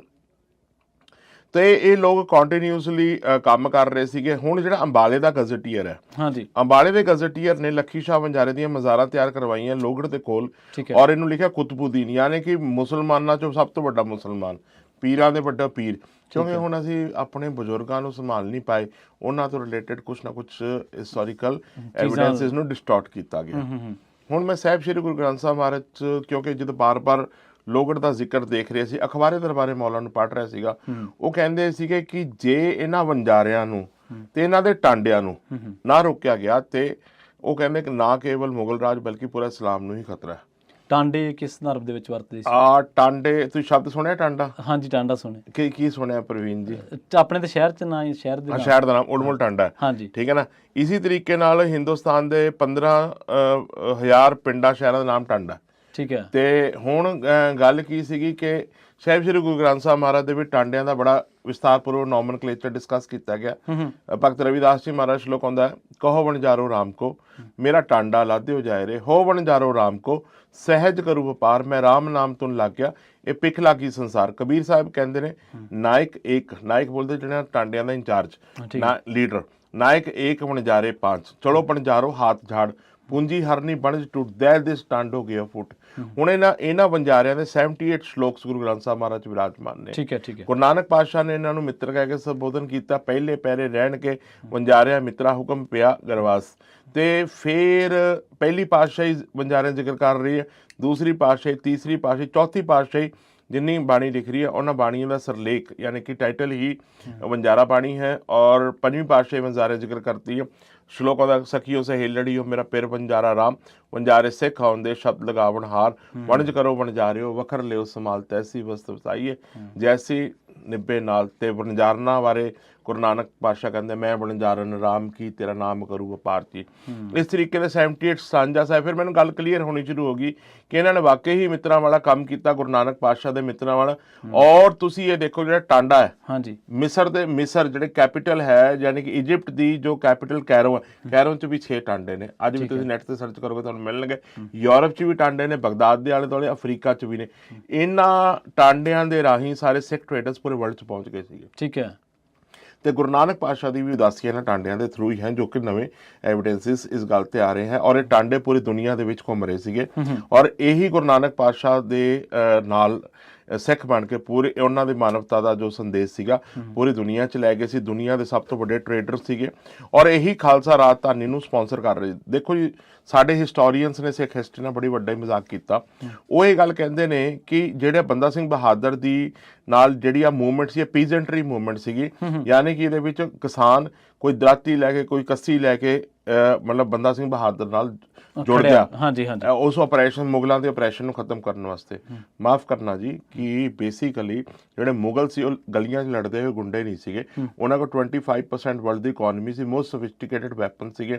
ਔਰ ਜਦ ਤੱਕ ਕਿਲਾਬੰਦੀ ਦੀ ਗੱਲ ਹੈ, ਜੋ ਅਸੀਂ ਹਜ਼ਾਰਾਂ ਏਕੜ 'ਚ ਗੱਲ ਕਰ ਰਹੇ ਹਾਂ, ਇੱਕ ਕਿਸਾਨ ਕੋ ਤਾਂ ਖਾਣ ਦੇ ਦਾਣੇ ਨਹੀਂ ਸੀਗੇ ਤੇ ਅਲਟੀਮੇਟਲੀ ਉਹਨੇ ਕਿਲਾਬੰਦੀ ਕਿਦੋਂ ਕਰਨੀ, ਹਥਿਆਰ ਕਿਦੋਂ ਖਰੀਦਣੇ ਜਦੋਂ ਉਹਦੇ ਕੋਲ ਕੁਝ ਹੋਊਗਾ। ਔਰ ਇਤਿਹਾਸਿਕ ਸਰੋਤ ਇਹ ਗੱਲ ਕਹਿੰਦੇ ਨੇ ਕਿ ਜੀ ਸਡੌਰੇ ਸ਼ਹਿਰ ਦੇ ਵਿੱਚ ਜਰਨੈਲ ਬੰਦਾ ਸਿੰਘ ਬਹਾਦਰ ਕੋ 70,000 ਘੋੜਸਵਾਰ ਫੌਜ ਖੜੀ ਹੈ। 70,000 ਘੋੜਸਵਾਰ ਫੌਜ। ਹੁਣ ਉਹ ਗੱਲ ਇਹ ਆ ਕਿ ਏਕੜ ਦੀ ਕੀਮਤ 1 ਰੁਪਿਆ, ਖੂਹ ਦੀ ਕੀਮਤ 500 ਰੁਪਿਆ, ਬੈਲਾਂ ਦੀ ਜੋੜੀ ਦੀ ਕੀਮਤ 500 ਰੁਪਿਆ ਔਰ ਇੱਕ ਵਾਰ ਹਾਰਸ ਤੁਰਕੀ ਘੋੜੇ ਦੀ ਕੀਮਤ ਹੈ 1,000 ਰੁਪਿਆ। ਤੇ ਉਹਨਾਂ ਕੋਲ 70 ਘੋੜੇ, 70,000 ਫੌਜ ਸੀ। ਹਾਂ, ਹੁਣ ਤੁਸੀਂ ਹਿਸਾਬ ਨਾਲ ਵੈਪਨਸ, ਫਾਇਰ ਆਰਮਸ ਸਭ ਕੁਝ ਉਹਨਾਂ ਕੋਲ ਪ੍ਰੈਜ਼ੈਂਟ ਸੀਗੇ। ਤੇ ਐਡੇ ਵੱਡੀ ਸਪਾਂਸਰਸ਼ਿਪ ਕਰ ਕੌਣ ਰਿਹਾ ਸੀ? ਟ੍ਰੇਡਰ ਸੀ ਕਰ ਰਹੇ। ਕਿੰਨੀਆਂ ਉਹਨਾਂ ਨੇ ਕੁੱਲ ਲੜਾਈਆਂ ਲੜੀਆਂ, ਜਿਵੇਂ ਸਡੌਰੇ ਦਾ ਜ਼ਿਕਰ ਆਉਂਦਾ ਜਾਂ ਇੱਕ ਦੋ ਹੋਰ ਲੜਾਈਆਂ ਦਾ ਜ਼ਿਕਰ ਆਉਂਦਾ? ਲੜਾਈਆਂ ਦਾ ਜੀ ਕੋਈ ਅੰਤ ਹੀ ਨਹੀਂ ਹੈ। ਮੈਂ ਤੁਹਾਨੂੰ ਉਹਦਾ ਪੂਰਾ ਐਕਸਪਲੇਨ ਕਰਦਾ ਕਿ ਬੇਸਿਕਲੀ ਜਰਨੈਲ ਬੰਦਾ ਸਿੰਘ ਬਹਾਦਰ ਨੇ, ਚੱਪੜਚਿੜੀ ਦਾ ਆਪਾਂ ਜ਼ਿਕਰ ਜ਼ਿਆਦਾ ਪੜ੍ਹਦੇ ਹਾਂ ਜਾਂ ਚੱਪਨਚਿੜੀ ਦਾ ਅਸੀਂ ਫੈਸੀਨੇਟ ਕਰਤਾ ਜੀ, ਵਜ਼ੀਰ ਖਾਨ ਮਾਰਿਆ ਸੀਗਾ ਹੂੰ ਔਰ ਉਸ ਤੋਂ ਬਾਅਦ ਉਹਨਾਂ ਦੀ ਲਾਹੌਰ ਦੀ ਬੈਟਲ ਹੈਗੀ ਹੈ, ਔਰ ਫਿਰ ਜੰਮੂ ਦੀ ਬੈਟਲਸ ਨੇ, ਫਿਰ ਉਹਨਾਂ ਨੇ ਲਾਹੌਰ ਤੇ ਅਟੈਕ ਕਰਤਾ ਬੰਦਾ ਸਿੰਘ ਬਹਾਦਰ ਨੇ, ਇਧਰੋਂ ਦਿੱਲੀ ਦੇ ਉੱਪਰ ਅਟੈਕ ਕਰਤਾ, ਇੱਕ ਤਰ੍ਹਾਂ ਬਰੇਲੀ ਤੇ ਅਟੈਕ ਕਰਤਾ, ਸਹਾਰਨਪੁਰ ਅਟੈਕ ਕਰਤਾ। ਤੇ ਅਖਬਾਰੇ ਦਰਬਾਰੇ ਮੌਲਾ ਲਿਖਦਾ ਹੈ ਕਿ ਜਰਨੈਲ ਬੰਦਾ ਸਿੰਘ ਬਹਾਦਰ ਦਾ ਅਟੈਕ ਜੰਮੂ ਯਾਨੀ ਕਿ ਮੌਜੂਦਾ ਪਾਕਿਸਤਾਨ ਤੋਂ ਲੈ ਕੇ ਨੇਪਾਲ ਬਾਰਡਰ ਤੱਕ ਸੀਗਾ। ਉਹ ਅੱਛਾ, ਠੀਕ ਹੈ, ਠੀਕ ਹੈ ਜੀ। ਹੁਣ ਇਹਦੇ ਵਿੱਚ ਉਹ ਕਹਿੰਦੇ ਨੇ ਖਾਲਸਾ ਰਾਜ ਦੇ ਕਿਲੇ ਵੀ ਖੜੇ ਨੇ, ਅੱਜ ਵੀ 200-250 ਕਿਲੇ 400 ਕਿਲੇ ਤੇ ਅਸੀਂ ਆਲਰੇਡੀ ਟ੍ਰੇਸ ਕਰ ਲਏ ਨੇ, ਮਤਲਬ ਜਿਹੜੇ ਫੋਟੋਗ੍ਰਾਫੀ ਕਰ ਲਏ। ਇਹ ਬਣੇ ਉਦੋਂ ਜਾਂ ਉਦੋਂ ਜ਼ਿਆਦਾ ਇਹਨਾਂ ਦੀ ਵਰਤੋਂ ਹੋਈ, ਜਾਂ ਮਤਲਬ ਜਦੋਂ ਹਮਲੇ ਜ਼ਿਆਦਾ ਹੋ ਰਹੇ ਸੀ? ਮੈਂ ਉਹਦੀ ਪੂਰੀ ਗੱਲ ਤੇ ਆਉਣਾ। ਫਿਰ ਉਸ ਤੋਂ ਬਾਅਦ ਕੀ ਹੋਇਆ ਕਿ ਜਦੋਂ 9ਵੇਂ ਪਾਤਸ਼ਾਹ ਤੋਂ ਬਾਅਦ 10ਵੇਂ ਪਾਤਸ਼ਾਹ, ਜੋ ਕਿ ਬੇਸਿਕਲੀ ਪੌਂਟਾ ਸਾਹਿਬ ਸਟੇਸ਼ਨ ਨੇ, ਤੇ ਪੌਂਟਾ ਸਾਹਿਬ ਲੋਹਗੜ੍ਹ ਤੋਂ 20 ਕਿਲੋਮੀਟਰ ਦੀ ਦੂਰੀ ਤੇ ਹੈ। ਤੇ ਸਾਨੂੰ ਇਹ ਗੱਲ ਕਲੀਅਰ ਹੋ ਗਈ ਕਿ 4 ਸਾਲ ਜੋ ਗੁਰੂ ਗੋਬਿੰਦ ਸਿੰਘ ਮਹਾਰਾਜ ਇੱਥੇ ਰੁਕੇ ਨੇ, ਉਹ ਖਾਲਸਾ ਰਾਜ ਦੀ ਸਥਾਪਨਾ ਦਾ ਕੰਮ ਚੱਲ ਰਿਹਾ ਸੀਗਾ। ਅਦਰਵਾਈਜ਼ ਕੋਈ ਲੰਬੀ ਚੌੜੀ ਹਿਸਟਰੀ ਨਹੀਂ ਹੈ। 52 ਕਵੀ ਦਰਬਾਰਾਂ ਦੀ ਗੱਲ ਆਉਂਦੀ ਹੈ, ਇੱਕ ਬਗਾਣੀ ਦੀ ਯੁੱਧ ਦੀ ਆਉਂਦੀ, ਇੱਕ ਸ਼ੇਰ ਮਾਰਨ ਦੀ, ਬਾਕੀ ਹੋਰ ਪੌਂਟਾ ਸਾਹਿਬ ਤੋਂ ਰਿਲੇਟਡ ਕੋਈ ਲੰਬੀ ਚੌੜੀ ਹਿਸਟਰੀ ਨਹੀਂ ਆਉਂਦੀ। ਤੇ ਫਿਰ ਸਾਨੂੰ ਪਤਾ ਲੱਗ ਗਿਆ ਵੀ ਗੁਰੂ ਗੋਬਿੰਦ ਸਿੰਘ ਮਹਾਰਾਜ ਇੱਥੇ ਰੁਕ ਰਹੇ। ਪੀਰ ਬੁੱਧੂ ਸ਼ਾਹ ਦਾ ਕਿਰਦਾਰ ਬੜਾ ਛੋਟਾ ਕਰਕੇ ਪੇਸ਼ ਕੀਤਾ ਗਿਆ, ਜਿਸ 'ਚ ਕਹਿੰਦੇ ਨੇ ਕਿ 700 ਮਰੀਦ, ਜਦੋਂ 500 ਪਠਾਨ ਭੱਜ ਗਏ ਤੇ 700 ਮਰੀਦਾਂ ਨਾਲ ਆਪਣੇ ਪੀਰ ਬੁੱਧੂ ਸ਼ਾਹ ਗੁਰੂ ਗੋਬਿੰਦ ਸਿੰਘ ਮਹਾਰਾਜ ਦੇ ਭਗਾਣੀ ਦੇ ਯੁੱਧ 'ਚ ਉੱਥੇ ਪਹੁੰਚਦੇ ਨੇ, ਤੇ ਉੱਥੇ ਜਾ ਕੇ 2 ਪੁੱਤਰ ਤੇ ਇੱਕ ਪਿਤਾ ਦੀ ਸ਼ਹੀਦੀ ਤੇ ਇੱਕ ਭਰਾ ਦੀ ਸ਼ਹੀਦੀ ਹੁੰਦੀ ਹੈ। ਸਭ ਸੈਯਦ ਮੁਸਲਮਾਨ ਸੀਗੇ, ਠੀਕ ਹੈ, ਮੁਹੰਮਦ ਸਾਹਿਬ ਦੀ ਬਲੱਡ ਲਾਈਨ ਸੀਗੀ। ਅੱਛਾ, ਹੁਣ ਸਾਨੂੰ ਇਹ ਸਮਝਣਾ ਪਏਗਾ ਕਿ ਉਹ ਜਾ ਕੇ ਗੁਰੂ ਗੋਬਿੰਦ ਸਿੰਘ ਮਹਾਰਾਜ ਨਾਲ ਕਿਉਂ ਸ਼ਹੀਦੀਆਂ ਦੇ ਰਹੇ ਨੇ। ਤੇ ਜਦੋਂ ਗੁਰੂ ਗੋਬਿੰਦ ਸਿੰਘ ਮਹਾਰਾਜ ਅਲਟੀਮੇਟਲੀ ਸਡੌਰੇ ਪਹੁੰਚਦੇ ਨੇ, ਤੇ ਪੀਰ ਬੁੱਧੂ ਸ਼ਾਹ 1689 ਦਾ ਵਾਕਿਆ ਹੈ, ਤੇ ਉਹਨਾਂ ਦੀ ਜਿਹੜੀ ਪਤਨੀ ਨਜ਼ੀਰਾ, ਉਹ ਗੁਰੂ ਗੋਬਿੰਦ ਸਿੰਘ ਮਹਾਰਾਜ ਦੇ ਚਰਨਾਂ 'ਚ ਮੁਹੰਮਦ ਖਲੀਫਾ 4 ਰੋਮ ਇਟਲੀ ਦੀ ਕਿਰਪਾਨ ਰੱਖਦੇ ਨੇ, ਜੋ ਕਿ ਆਟੋਮਨ ਅੰਪਾਇਰ ਦਾ ਰਾਜਾ, ਜਿਹਦਾ ਯੂਰਪ ਤੇ ਰਾਜ ਹੈ, ਅਫਰੀਕਾ ਤੇ ਰਾਜ ਹੈ, ਔਰ ਮਿਡਲ ਈਸਟ ਤੇ ਰਾਜ ਹੈ। ਉਹਨਾਂ ਦਾ ਐਡੇ ਵੱਡੇ ਰਾਜ ਦਾ ਕਿਰਪਾਨ ਪੀਰ ਬੁੱਧੂ ਸ਼ਾਹ ਪਹੁੰਚਦੀ ਹੈ, ਤੇ ਉਹ ਗੁਰੂ ਗੋਬਿੰਦ ਸਿੰਘ ਮਹਾਰਾਜ ਚਰਨਾਂ 'ਚ ਰਹਿੰਦੇ। ਭਾਈ ਕਾਇਮ ਸਿੰਘ ਨਾਭਾ ਵੀ ਮਹਾਨ ਕੋਸ਼ 'ਚ ਇਸ ਵਾਕਿਆ ਦਾ ਜ਼ਿਕਰ ਕਰਤੇ ਨੇ। ਠੀਕ ਹੈ। ਹੁਣ ਥੋੜਾ ਜਿਹਾ ਮੈਂ ਜਦੋਂ ਫਿਰ ਮੈਨੂੰ ਲੱਗਿਆ ਵੀ ਨਹੀਂ, ਮੈਨੂੰ ਪੀਰ ਬੁੱਧੂ ਸ਼ਾਹ ਤੇ ਪੜ੍ਹਨਾ ਪਏਗਾ। ਪੀਰ ਬੁੱਧੂ ਸ਼ਾਹ ਨੂੰ ਪੜ੍ਹਨਾ ਪਿਆ, ਤੇ ਪੀਰ ਬੁੱਧੂ ਸ਼ਾਹ ਨੂੰ ਪੜ੍ਹਦੇ ਇਹ ਪਤਾ ਲੱਗਿਆ ਕਿ ਗੁਰੂ ਨਾਨਕ ਪਾਤਸ਼ਾਹ ਗੁਜਰਾਤ ਕਾਠੀਵਾੜ ਤੋਂ ਇੱਕ ਬੇੜੇ ਦੇ ਵਿੱਚ ਬੈਠ ਕੇ ਉਹ ਰੈੱਡ ਸੀ ਜਾਂਦੇ ਨੇ। ਰੈੱਡ ਸੀ ਦੇ ਜੋ ਕ੍ਰਾਸ ਕਰਦੇ ਲੈਫਟ ਹੈਂਡ ਸਾਈਡ ਤੇ ਇਜਿਪਟ ਹੈ, ਔਰ ਰਾਈਟ ਹੈਂਡ ਸਾਈਡ ਤੇ ਮੱਕਾ ਮਦੀਨਾ ਹੈਗਾ। ਤੇ ਅਲਟੀਮੇਟਲੀ ਪਹਿਲੇ ਉਹ ਇਜਿਪਟ ਜਾਂਦੇ ਨੇ। ਇਜਿਪਟ ਦੇ ਵਿੱਚ ਪੀਰ ਜਲਾਲੂਦੀਨ ਨਾਲ ਡਿਬੇਟ ਹੁੰਦੀ ਹੈ, ਉਹ ਗੁਰੂ ਨਾਨਕ ਸਾਹਿਬ ਦਾ ਸੇਵਕ ਬਣ ਜਾਂਦਾ। ਤੇ ਪੀਰ ਜਲਾਲੂਦੀਨ ਮੈਂਟਰ ਹੈਗਾ ਸ਼ਾਹ ਸਲੀਮ ਫਸਟ, ਜੋ ਕਿ ਆਟੋਮਨ ਐਮਪਾਇਰ ਦਾ ਰਾਜਾ। ਔਰ ਉਸ ਤੋਂ ਬਾਅਦ ਫਿਰ ਇਹ ਦੋਨੋਂ ਗੁਰੂ ਨਾਨਕ ਪਾਤਸ਼ਾਹ ਦੇ ਜਦੋਂ ਮਤਲਬ ਮਰੀਦ ਹੋ ਜਾਂਦੇ ਨੇ, ਉਸ ਤੋਂ ਬਾਅਦ ਗੁਰੂ ਨਾਨਕ ਪਾਤਸ਼ਾਹ 5.5 ਮਹੀਨੇ ਕਾਬਾ ਰਹਿੰਦੇ ਨੇ। ਕਾਬੇ ਦਾ ਹੈੱਡ ਕਾਜ਼ੀ ਰੁਕਮੁਦੀਨ ਉਹ ਸਿੱਖ ਬੰਦਾ, ਠੀਕ ਹੈ, ਔਰ ਉਹ ਫਸਟ ਮਾਰਟੀਰਡਮ। ਫਿਰ ਜਦੋਂ ਗੁਰੂ ਨਾਨਕ ਪਾਤਸ਼ਾਹ ਵਾਪਸ ਆਉਂਦੇ ਤੇ ਰੁਕਮੁਦੀਨ ਨੂੰ ਜਿਹੜੇ ਉੱਥੇ ਫਨੈਟਿਕ ਮੁਸਲਮਾਨ ਨੇ, ਕੱਟੜਵਾਦੀ ਫੌਜਾਂ ਸੀਗੀਆਂ, ਉਹ ਮਤਲਬ ਲੋਕ ਸੀ, ਉਹਨਾਂ ਨੇ ਅਲਟੀਮੇਟਲੀ ਰੁਕਮੁਦੀਨ ਨੂੰ ਸ਼ਹੀਦ ਕਰਤਾ। ਜਦੋਂ ਉਹਨੂੰ 7 ਸਜ਼ਾਵਾਂ ਦਿੱਤੀਆਂ ਗਈਆਂ, 6ਵੀਂ ਸਜ਼ਾ 'ਚ ਉਹਨਾਂ ਨੇ ਇੱਕ ਓਪਰਚੁਨਿਟੀ ਦਿੱਤੀ ਰੁਕਮੁਦੀਨ ਨੂੰ ਤੇ ਵਾਪਸ ਮੁਸਲਮਾਨ ਕੀਤੇ ਜਾ। ਤੇ ਉਹ ਅਰੇਬਿਕਸ 'ਚ ਬੋਲਦਾ ਹੈ ਕਿ ਉਹ ਕਹਿੰਦਾ ਵੀ ਹਾਂ ਦੱਸ ਤੇਰੇ ਮਨ ਕੀ ਆ, ਅਸੀਂ ਕਲਮ ਕੁਦਾਤ ਮਤਲਬ ਕਲਮ ਤੇ ਕਾਗਜ਼ ਤੇ ਲਿਖਵਾ ਕੇ ਤੇਰੇ ਸਾਈਨ ਕਰਾ ਲੈਂਦੇ ਆ। ਉਹ ਕਹਿੰਦੇ ਰੂਬੀਆਨ ਕਿਤਾਬੇ ਇਮਾਮ ਹਜ਼ਰਤ ਨਾਨਕ ਮਨ ਜੀ, ਜੋ ਇਲਾਹੀ ਬਾਣੀ ਹੁਣ ਗੁਰੂ ਨਾਨਕ ਪਾਤਸ਼ਾਹ ਦੇ ਗਏ ਨੇ, ਹੁਣ ਇਦਾਂ ਹੀ ਜੀਵਨ ਚੱਲੇਗਾ। ਉਹਨੇ ਸ਼ਹੀਦੀ ਦੇ ਦਿੰਦਾ। ਇਸ ਤਰੀਕੇ ਨਾਲ ਉਹ ਪਹਿਲਾ ਸ਼ਹੀਦ ਵੀ ਹੈ ਸਿੱਖ, ਪਹਿਲਾ ਸਿੱਖ ਸ਼ਹੀਦ ਹੈ। 1515 ਦਾ ਵਾਕਿਆ ਹੈ। ਇਹ ਬਹੁਤ ਥੋੜਾ ਹਿਸਟੋਰੀਕਲ ਫੈਕਟ ਕਿਸ ਨੂੰ ਘੱਟ ਪਤਾ ਹੈ। ਕਾਬੇ ਦੇ ਪੀਰ ਸੀਗੇ, ਉਹਨਾਂ ਮਸਾਇਕ ਪੀਰ ਵੀ ਕਿਹਾ ਜਾਂਦਾ ਸੀ। ਗੁਰਬਾਣੀ 'ਚ ਵੀ ਸ਼ਲੋਕ ਆਉਂਦਾ ਰੋਵੇ ਸੇਖ ਮਸਾਇਕ ਪੀਰ। ਹੁਣ ਗੁਰੂ ਨਾਨਕ ਪਾਤਸ਼ਾਹ ਨੇ ਬੇਸਿਕਲੀ ਐਡਰੈਸ ਕੀ ਕੀਤਾ? ਗੁਰੂ ਨਾਨਕ ਪਾਤਸ਼ਾਹ ਨੇ ਐਡਰੈਸ ਕੀਤਾ ਦੁੱਖਾਂ ਨੂੰ, ਲੋਕਾਂ ਦੇ। ਨਾਨਕ ਦੁਖੀਆ ਸਭ ਸੰਸਾਰ, ਸਭ ਦੁੱਖ, ਲੋਕ ਦੁਖੀ ਸੀਗੇ, ਉਸ ਨੂੰ ਐਡਰੈਸ ਕਰਦੇ ਹੋਏ ਇਹ ਸੇਖ ਮਸਾਇਕ ਪੀਰ ਵੀ ਰੋ ਰਹੇ ਸੀ, ਜੋ ਮੁਹੰਮਦ ਸਾਹਿਬ ਦੀ ਬਲੱਡ ਲਾਈਨ ਸੀਗੀ। ਤੇ ਜਿਹੜਾ ਪੀਰ ਬੁੱਧੂ ਸ਼ਾਹ ਦਾ ਵੱਡਾ ਵਡੇਰਾ ਸੀ ਸ਼ਾਹ ਅਬਦੁਲ ਵਾਹਿਬ, ਸ਼ਾਹ ਅਬਦੁਲ ਵਾਹਿਬ ਗੁਰੂ ਨਾਨਕ ਸਾਹਿਬ ਦੇ ਪਿੱਛੇ ਚੱਲ ਕੇ ਸਡੌਰੇ ਆ ਜਾਂਦਾ ਹੈ। ਠੀਕ ਹੈ। ਔਰ ਸ਼ਾਹ ਅਬਦੁਲ ਵਾਹਿਬ ਦੀ ਜੋ ਲੀਨੀਏਜ ਆ ਫਾਤਿਮਾ ਬਿੰਟ ਤੇ ਹਜ਼ਰਤ ਅਲੀ ਵਿੱਚੋਂ ਹੈਗੀ ਹੈ, ਔਰ ਫਾਤਿਮਾ ਬਿੰਟ ਜੋ ਕਿ ਮੁਹੰਮਦ ਸਾਹਿਬ ਦੀ ਬੇਟੀ ਹੈ। ਠੀਕ ਹੈ। ਤੇ ਇਹ ਜਿਹੜੇ ਬਾਬਾ ਬੰਦਾ ਸਿੰਘ ਬਹਾਦਰ ਨੇ, ਇਹਨਾਂ ਦਾ ਵੀ ਜ਼ਿਕਰ ਆਉਂਦਾ ਕਿਤੇ ਪਹਿਲੀਆਂ ਪਾਤਸ਼ਾਹੀਆਂ ਦੇ ਵਿੱਚ? ਹਾਂ, ਮੈਂ ਉਹ ਦੱਸਦਾ ਤੁਹਾਨੂੰ। ਹਾਂਜੀ। ਔਰ ਉਸ ਤੋਂ ਬਾਅਦ ਗੁਰੂ ਨਾਨਕ ਪਾਤਸ਼ਾਹ ਵਾਪਸ ਜਦੋਂ ਜਾਂਦੇ ਨੇ, ਤੇ ਵਾਪਸ ਗੁਰੂ ਨਾਨਕ ਪਾਤਸ਼ਾਹ ਲੈਂਡ ਰੂਟ ਤੋਂ ਜਾਂਦੇ, ਰਸਤੇ 'ਚ ਪੀਰ ਦਸਤਗੀਰ ਨਾਲ ਮੂਵਮੈਂਟ ਹੁੰਦੀ। ਇਹ ਤਾਂ ਚਿਸ਼ਤੀ ਮੂਵਮੈਂਟ ਦੇ ਮਤਲਬ ਹੈੱਡ ਨੇ, ਔਰ ਉਹ ਕਾਦਰੀ ਮੂਵਮੈਂਟ ਦੇ ਹੈੱਡ ਨੇ। ਔਰ ਪੀਰ ਦਸਤਗੀਰ ਦਾ ਪੁੱਤਰ ਵੀ ਸ਼ਾਹ ਖੁਸ਼ਮੈਨ, ਉਹ ਵੀ ਸਡੌਰੇ ਸ਼ਿਫਟ ਹੋ ਜਾਂਦਾ।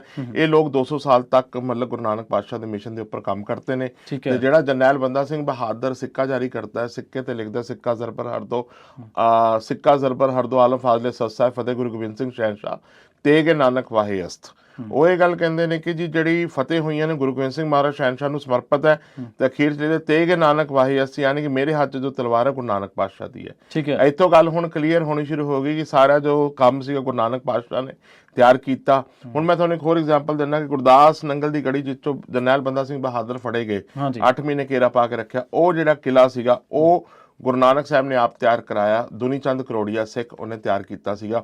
ਹੁਣ ਜਦੋਂ ਅਸੀਂ ਗੁਰੂ ਗ੍ਰੰਥ ਸਾਹਿਬ ਮਹਾਰਾਜ ਚੋਂ ਇਸ ਹਿਸਟੋਰੀਕਲ ਇਸ ਗੱਲ ਤੇ ਓਟ ਆਸਰਾ ਲਿੱਤਾ ਤੇ ਗੁਰੂ ਗ੍ਰੰਥ ਸਾਹਿਬ ਸ਼ਲੋਕਾਂ ਦਾ ਨਾਨਕ ਰਾਜ ਚਲਾਇਆ, ਸੱਚ ਕੋਟ ਸਥਾਣੀ ਨੀਂਵ ਤੇ, ਉਹ ਸੱਚ ਦੀ ਨੀਂਵ ਤੇ ਕਿਲੇ ਤਿਆਰ ਕਰਤੇ ਗੁਰੂ ਨਾਨਕ ਪਾਤਸ਼ਾਹ ਨੇ। ਠੀਕ ਹੈ, ਇਸੇ ਤਰੀਕੇ ਨਾਲ ਮੈਂ ਜਦੋਂ ਜਰਨੈਲ ਬੰਦਾ ਸਿੰਘ ਬਹਾਦਰ ਦਾ ਇੱਕ ਲੈਕਚਰ ਕਰ ਰਿਹਾ ਸੀ ਇਹਨਾਂ ਬੰਜਾਰਿਆਂ ਦੇ ਉੱਪਰ, ਕਿਉਂਕਿ ਬਹੁਤ ਸਾਰੀ ਹਿੰਦੁਸਤਾਨ ਦੇ ਅਲੱਗ-ਅਲੱਗ ਖਿੱਤਿਆਂ ਦੇ ਵਿੱਚ ਹੈ, ਮੱਧ ਪ੍ਰਦੇਸ਼ ਹੈ, ਰਾਜਸਥਾਨ ਹੈ, ਮਹਾਰਾਸ਼ਟਰ ਹੈ, ਗੁਜਰਾਤ ਹੈ। ਜਿਹੜੀ ਤੁਸੀਂ ਇਹ ਗੱਲ ਕਹੀ ਸੀ ਕਿ ਆਪਣੇ ਇਤਿਹਾਸਕਾਰ ਦੱਸਦੇ ਆ ਵੀ ਇਹਨਾਂ ਦੇ ਨਾਲ ਜਦੋਂ ਇਹਨਾਂ ਨੇ ਮਜ਼ਾਰਾਂ ਨੂੰ ਜ਼ਮੀਨਾਂ ਦੇ ਦਿੱਤੀਆਂ, ਕਿਰਤੀ ਲੋਕ ਆਮ ਕਿਸਾਨ ਖੜੇ ਹੋਏ। ਜਿਹੜੀ ਤੁਸੀਂ 70,000 ਫੌਜ ਘੋੜਸਵਾਰ ਫੌਜ ਦੀ ਗੱਲ ਕਰਦੇ ਆ, ਉਹ ਇਸ ਤੋਂ ਪਹਿਲਾਂ ਸੀਗੀ ਇਹਨਾਂ ਕੋਲੇ ਸਭ। ਮੈਂ ਉਹ ਇੱਕ ਹੋਰ ਦੱਸਦਾ ਗੱਲ ਤੁਹਾਨੂੰ, ਜਦੋਂ ਜਰਨੈਲ ਬੰਦਾ ਸਿੰਘ ਬਹਾਦਰ ਜਦੋਂ ਚੱਲੇ ਨੇ ਨੰਦੇੜ ਤੋਂ, ਹਾਂਜੀ ਠੀਕ ਹੈ ਨਾ ਜੀ, ਤੇ ਨੰਦੇੜ ਤੋਂ ਚੱਲੇ ਨੇ ਤੇ ਜੋ ਨਾ 2IC ਹੈ, ਸੈਕੰਡ ਇਨ ਕਮਾਂਡ ਹੈ, ਉਸ ਬੰਦੇ ਦਾ ਨਾਮ ਹੈ ਭਗਵੰਤ ਸਿੰਘ ਬੰਗੇਸ਼ਵਰੀ। ਠੀਕ ਹੈ ਜੀ, ਠੀਕ ਹੈ। ਹੁਣ ਭਗਵੰਤ ਸਿੰਘ ਬੰਗੇਸ਼ਵਰੀ ਦਾ ਬਾਇਓਡਾਟਾ ਕੀ ਹੈ? ਭਗਵੰਤ ਸਿੰਘ ਬੰਗੇਸ਼ਵਰੀ ਬੇਸਿਕਲੀ ਮਤਲਬ ਭਾਈ ਮਨੀ ਸਿੰਘ ਦਾ ਸੱਕਾ ਭਤੀਜਾ। ਠੀਕ ਹੈ ਜੀ। ਔਰ ਅੰਮ੍ਰਿਤ ਸੰਚਾਰ ਤੋਂ ਪਹਿਲੇ ਉਹਦਾ ਨਾਮ ਹੈ ਭਾਗੂ ਬੰਜਾਰਾ। ਠੀਕ ਹੈ ਜੀ। ਔਰ M author Ali the book ਨੋਬਲਟੀ of Mughal empire, ਔਰ ਉਹ ਲਿਖਦੀ ਹੈ ਕਿ ਭਾਗੂ ਬੰਜਾਰਾ ਅਟਕਦਾ ਰਾਜਾ, ਠੀਕ ਹੈ। ਔਰ ਉਹਦੇ ਕੋਲ 5000 ਦਾ ਮਨਸਬਦਾਰੀ ਹੈ, ਯਾਨੀ ਕਿ ਕੰਪੈਰੀਜ਼ਨ ਇਦਾਂ ਕਰਦਾ ਕਿ ਵਜ਼ੀਰ ਖਾਨ ਕੋਲ 3000 ਦੀ ਮਨਸਬਦਾਰੀ ਸੀਗੀ ਤੇ 5000 ਦੀ ਮਨਸਬਦਾਰੀ ਔਰੰਗਜ਼ੇਬ ਦੀ ਭਾਗੂ ਬੰਜਾਰੇ ਕੋਲ। 5000 ਦੀ ਮਨਸਬਦਾਰੀ ਦਾ ਮੋਟੇ-ਮੋਟੇ ਤੌਰ ਤੇ ਕਿਹਾ ਜਾਂਦਾ ਕਿ 25000 ਦੀ ਫੌਜ ਸੀਗੀ। ਠੀਕ ਹੈ। ਹੁਣ ਗੱਲ ਕੀ ਹੈ ਕਿ ਜਦੋਂ ਹੁਣ 1 ਸਾਲ ਲੱਗ ਗਿਆ, ਜਰਨੈਲ ਬੰਦਾ ਸਿੰਘ ਬਹਾਦਰ ਨੇ ਆਪਣੇ ਰਿਸੋਰਸਿਸ ਨੂੰ ਗੈਦਰ ਕੀਤਾ ਆਪਣਾ ਨੰਦੇੜ ਤੋਂ ਚੱਲ ਕੇ ਪੰਜਾਬ ਪਹੁੰਚਣ ਦੇ ਵਿੱਚ। ਤਾਂ ਉਹਦਾ ਐਗਜ਼ਾਮਪਲ ਇਹ ਆਉਂਦਾ ਕਿ ਜਦੋਂ ਉਹ ਰਾਜਸਥਾਨ ਭਰਤਪੁਰ ਪਹੁੰਚਦੇ ਨੇ, ਲੋਹਗੜ੍ਹ ਦਾ ਕਿਲਾ ਉੱਥੇ ਵੀ, ਠੀਕ ਹੈ, ਉੱਥੇ ਬੰਜਾਰੇ ਸਿੱਖ ਉਹਨਾਂ ਨੂੰ ਹਥਿਆਰ, ਘੋੜੇ, ਕਈ ਚੀਜ਼ਾਂ ਰਸਦਾਂ ਵੀ ਦਿੰਦੇ ਨੇ। ਜੀ ਜੀ। ਉਹ ਰਿਸੋਰਸਿਸ ਸਾਡੇ ਅਲੱਗ-ਅਲੱਗ ਪੁਆਇੰਟਾਂ ਦੇ ਇਕੱਠੇ ਮਤਲਬ ਪਏ ਹੋਏ ਸੀ, ਓਕਿਊਮੂਲੇਟ ਹੋ ਗਏ ਵਾਰ ਵਾਸਤੇ। ਓਕਿਊਮੂਲੇਟ ਹੁੰਦੇ ਸਾਰੀ ਇਹ ਜਿਹੜੀ ਫੌਜ ਸੀਗੀ ਇਹ ਮੋਸਟਲੀ ਬੰਜਾਰੇ ਸਿੱਖਾਂ ਦੀ ਸੀਗੀ, ਦੂਸਰੀ ਸੀ ਭੀਲ ਸਿੱਖਾਂ ਦੀ, ਠੀਕ ਹੈ ਜੀ, ਤੀਸਰੀ ਸੂਫੀ ਸੰਤਾਂ ਦੀ, ਚੌਥੀ ਸੀਗੀ ਸਿੱਖਲੀ ਘਰਾਂ ਦੀ। ਇਹ 4 ਮੇਜਰ ਜਿਹੜੇ ਕਬੀਲੇ ਸੀਗੇ ਇਹ ਬੰਦਾ ਸਿੰਘ ਬਹਾਦਰ ਦੀ ਫੌਜ ਨੂੰ ਕਨਸਟੀਟਿਊਟ ਕਰ ਰਹੇ ਸੀਗੇ। ਠੀਕ ਹੈ। ਬਾਅਦ ਦੇ ਵਿੱਚ ਇਸ ਫੌਜ ਦੀ ਗਿਣਤੀ ਵਧੀ, ਜਿਵੇਂ ਲੋਕਾਂ ਨੂੰ ਜ਼ਮੀਨਾਂ ਮਿਲੀਆਂ ਤੇ ਫੌਜ ਦੀ ਗਿਣਤੀ ਵੱਧ ਗਈ ਸਾਹਿਬ। ਫੌਜ ਦੀ 6 ਸਾਲ ਤਾਂ ਹੀ ਲੜਾਈ ਲੜੀ ਗਈ, ਅਦਰਵਾਈਜ਼ ਕਿਉਂਕਿ ਮੁਗਲਾਂ ਨਾਲ ਲੜਾਈ ਲੜੀ ਨਹੀਂ ਜਾ ਸਕਦੀ ਸੀਗੀ। ਔਰ ਕਿਉਂਕਿ ਮੁਗਲ ਵੀ ਕੋਈ ਬਹੁਤ ਛੋਟੀ ਮੋਟੀ ਤਾਕਤ ਨਹੀਂ ਸੀਗੇ, ਔਰ ਬੜੀ ਵੱਡੇ ਪੱਧਰ ਮੁਗਲ ਉਦੋਂ ਵਰਲਡ ਇਕਨੋਮੀ ਦਾ 25% ਯਾਨੀ ਕਿ ਚੌਥਾ ਹਿੱਸਾ। ਅੱਜ US ਦੀ ਇਕਨੋਮੀ 22% ਹੈ। ਹਾਂਜੀ। ਉਸ ਦਿਨ 25% ਵਰਲਡ ਇਕਨੋਮੀ ਨੂੰ ਕੰਟਰੋਲ ਕਰ ਰਹੇ ਸੀ ਮੁਗਲ। ਠੀਕ ਹੈ। ਤੇ ਅੱਜ ਤੁਸੀਂ ਹਿਸਾਬ ਲਾਓ ਕਿ ਮਤਲਬ US ਵਾਸਤੇ ਵੀ ਕਈ ਵਾਰੀ ਔਖਾ ਹੋ ਜਾਂਦਾ ਤੇ ਜਦੋਂ ਉਹ 25% ਇਕਨੋਮੀ ਨਾਲ ਅੱਜ US ਨੂੰ ਕੋਈ ਵੀ ਦੁਨੀਆ ਦਾ ਦੇਸ਼ ਮਾਤ ਨਹੀਂ ਦੇ ਸਕਦਾ, ਪਾਵਰਫੁਲ ਕੰਟਰੀ ਹੋ ਗਿਆ ਤੇ 22% ਨਾਲ ਹੀ, ਜਿਹਦੇ ਕੋਲ 25% ਇਕਨੋਮੀ, ਤੁਸੀਂ ਹਿਸਾਬ ਲਾਓ ਕਿੰਨਾ ਪਾਵਰਫੁਲ ਹੋਊਗਾ। ਠੀਕ ਹੈ ਜੀ। 1/3 ਉਹਨਾਂ ਕੋਲ ਆਰਮੀ ਸੀ ਮੁਗਲਾਂ ਕੋਲ, ਤੇ 6 ਸਾਲ ਬੈਟਲ ਚ ਸਸਟੇਨ ਕਰਨਾ ਬੜਾ ਡਿਫਿਕਲਟ ਸੀਗਾ। ਤੇ ਮੈਂ ਹੁਣ ਜਿਹੜੇ ਤੁਸੀਂ ਪੁੱਛਿਆ ਪਿਛੋਕੜ ਜਰਨੈਲ ਬੰਦਾ ਸਿੰਘ ਬਹਾਦਰ ਦਾ, ਤੇ ਮੈਂ 2017-18 ਚ ਇੱਕ ਲੈਕਚਰ ਕਰ ਰਿਹਾ ਭੋਪਾਲ, ਤੇ ਮੇਰੇ ਕੋਲ ਕਰਨਾਟਕਾ ਦੇ ਬੰਜਾਰੇ ਆਏ, ਉਹਨਾਂ ਨੇ ਕਿਹਾ ਵੀ ਜਿਹੜਾ ਲੈਕਚਰ ਖਤਮ ਹੋਇਆ ਤਾਂ ਕਹਿੰਦੇ ਵੀ ਸਾਡੇ ਪਿੰਡ ਚ ਜਰਨੈਲ ਬੰਦਾ ਸਿੰਘ ਬਹਾਦਰ ਦਾ ਕਿਲਾ ਹੈ। ਠੀਕ ਹੈ ਜੀ। ਤੇ ਮੈਂ ਕਿਹਾ ਵੀ ਤੁਹਾਡੇ ਪਿੰਡ ਦਾ ਕੀ ਨਾਮ ਹੈ? ਕਹਿੰਦਾ ਬੰਦਾ ਸਿੰਘ ਬਹਾਦਰ।